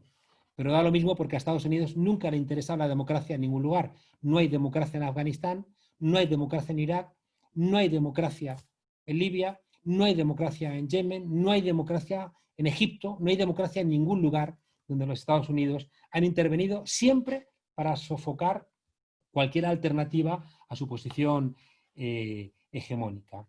Por supuesto que la idea de decrecimiento, la expresión de Latouche y otros autores, pasa porque decrezcan primero los países más industrializados.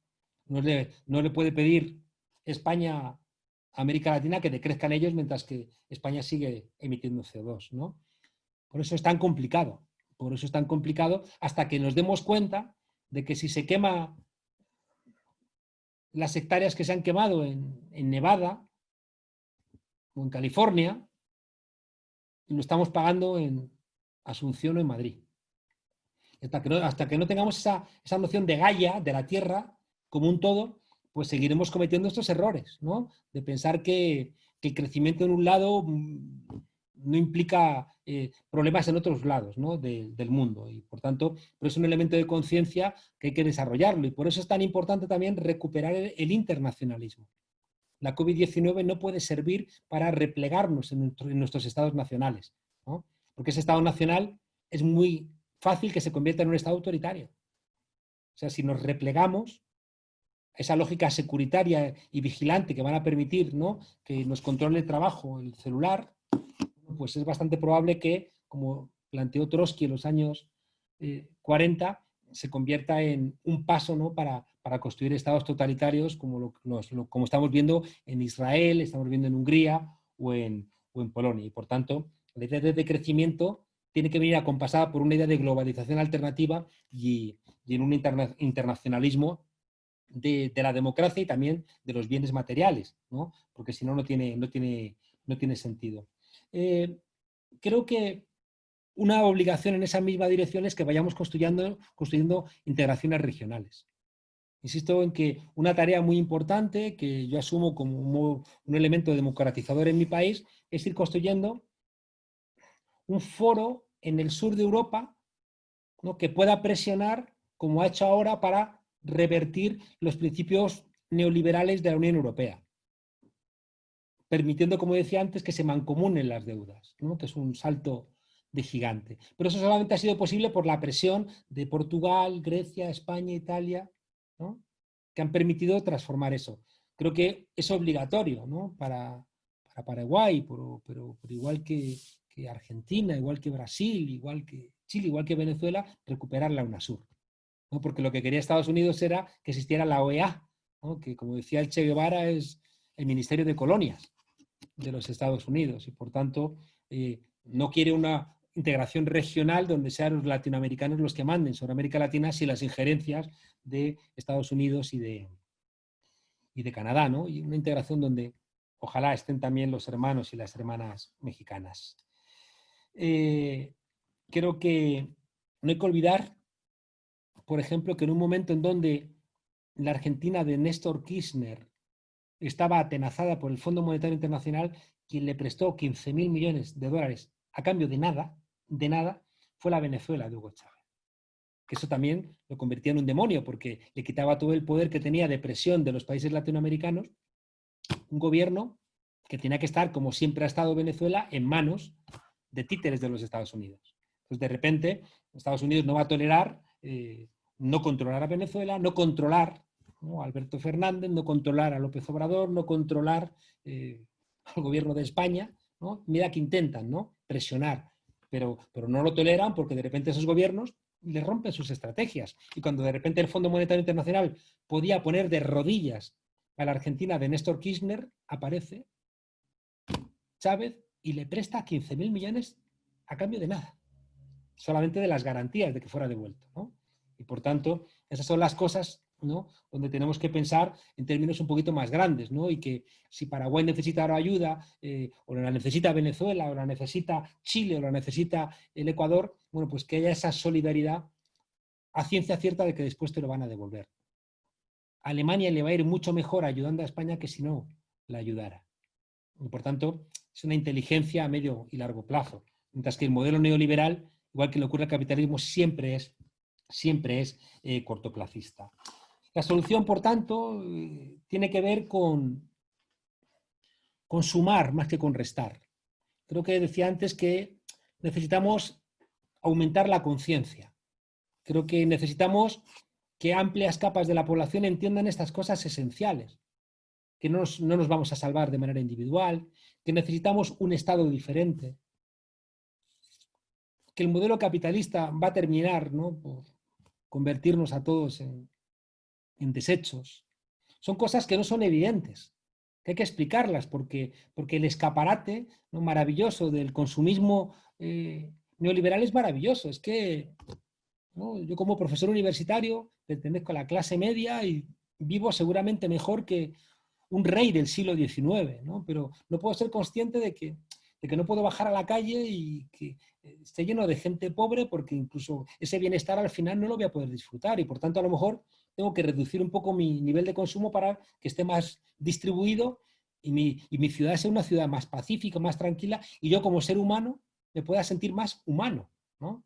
Y no me sienta egoísta, cuyo bienestar está construido sobre las espaldas de los demás, porque me está impidiendo lo que nos ha hecho humanos, me está obligando a ser un canalla, a ser un egoísta. Entonces, mi propia supervivencia me convierte, ya digo, en un mercenario de mi pequeño círculo, ¿no? Y la vida se convierte en algo feo, ¿no?, en algo poco interesante. Y en esa construcción de frentes amplios, creo que hay que hablar a los sectores populares y a las clases medias, claro. Lo más luminoso que hemos construido siempre en todos los países, en todos, es porque sectores populares y clases medias han conjuntado sus esfuerzos. Incluso en las revoluciones. ¿No?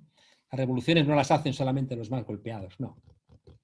Siempre es una conjunción de sectores populares y clases medias que se encuentran en un diagnóstico compartido de la necesidad de dar un salto y de encontrar ventajas, que tienen que ver también con acercar a los ciudadanos y ciudadanas de un país, reducir las desigualdades y escuchar las reclamaciones de los otros, ¿no? Explicamos en Ciencias Sociales que las instituciones, ¿qué son? Son protocolos de comportamiento dialogados. Yo siempre me pongo como ejemplo que todos entendemos que tiene que haber un código de circulación. Pero qué curioso que, estando todos de acuerdo en que es bueno que haya un código de circulación para que no sea un caos, ¿no?, circular, al mismo tiempo somos conscientes de que si podemos nos saltamos el código de circulación. Lo cual nos lleva a entender que los seres humanos tenemos un ángel y un demonio. Somos egoístas y somos solidarios. Y lo que tenemos que hacer es construir instituciones que saquen de nosotros la parte más solidaria. Porque es verdad que cuando yo me adelanto con el carro, ¿no? Gano una pequeña ventajita, pero cuando dejo pasar otro coche o dejo pasar a los peatones, me siento bien. ¿Y qué es mejor? ¿Sacar esa pequeñita ventaja o sentirte bien? Entonces creo que las instituciones tienen que ayudarnos, ¿no? A sacar lo mejor de nosotros. Y por eso las instituciones tienen que ser renovadas, para que la gente entienda que cuando respeta un código, el que sea de una sociedad, tiene que saber qué está haciendo. Y cada vez que respetamos una institución, lo que estamos haciendo es recuperando ese diálogo donde estamos poniendo nuestros intereses en diálogo con los intereses de los demás, los intereses incluso de los que no han nacido, en un salto civilizatorio, ¿no? Porque al final, y ojalá este segundo foro sirva para eso, creo que lo más importante que podemos hacer los científicos sociales, igual que los ciudadanos, es situarnos en el lado correcto de la historia.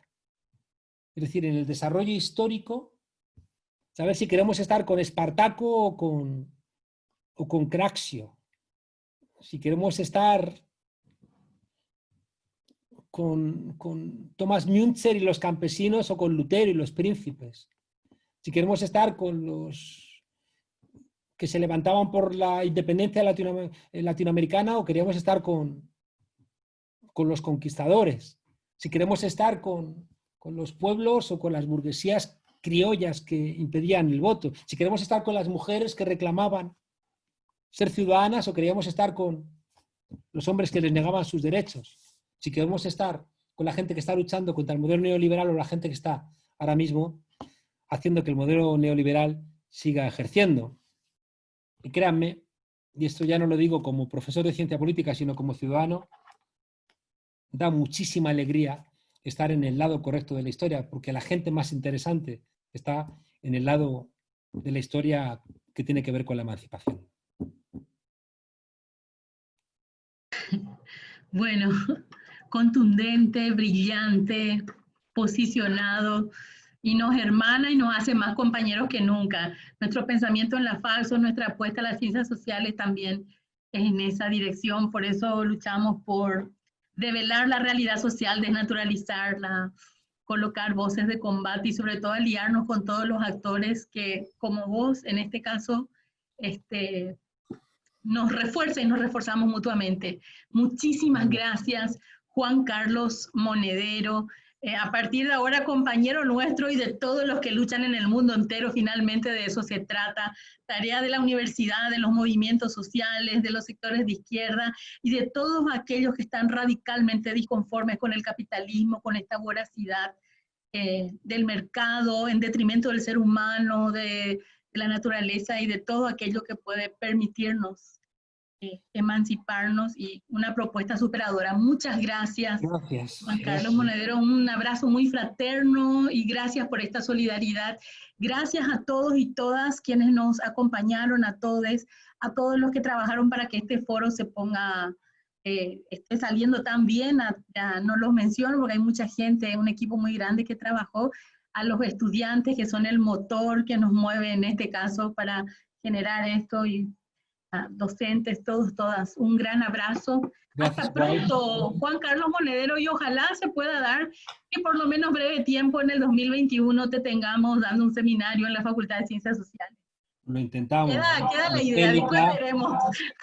Gracias a Aldo, gracias a la Vera, a Nidia, gracias a ti, Estela, y hasta pronto. Y recordad que igual que la verdad es revolucionaria, la risa también es revolucionaria. Todo el entusiasmo, como decía el bueno de Gramsci, todo el entusiasmo, porque los pueblos entusiasmados avanzan más. Un abrazo fuerte desde Madrid. Gracias, muchas gracias. Adiós. Gracias, adiós. Adiós. Gracias.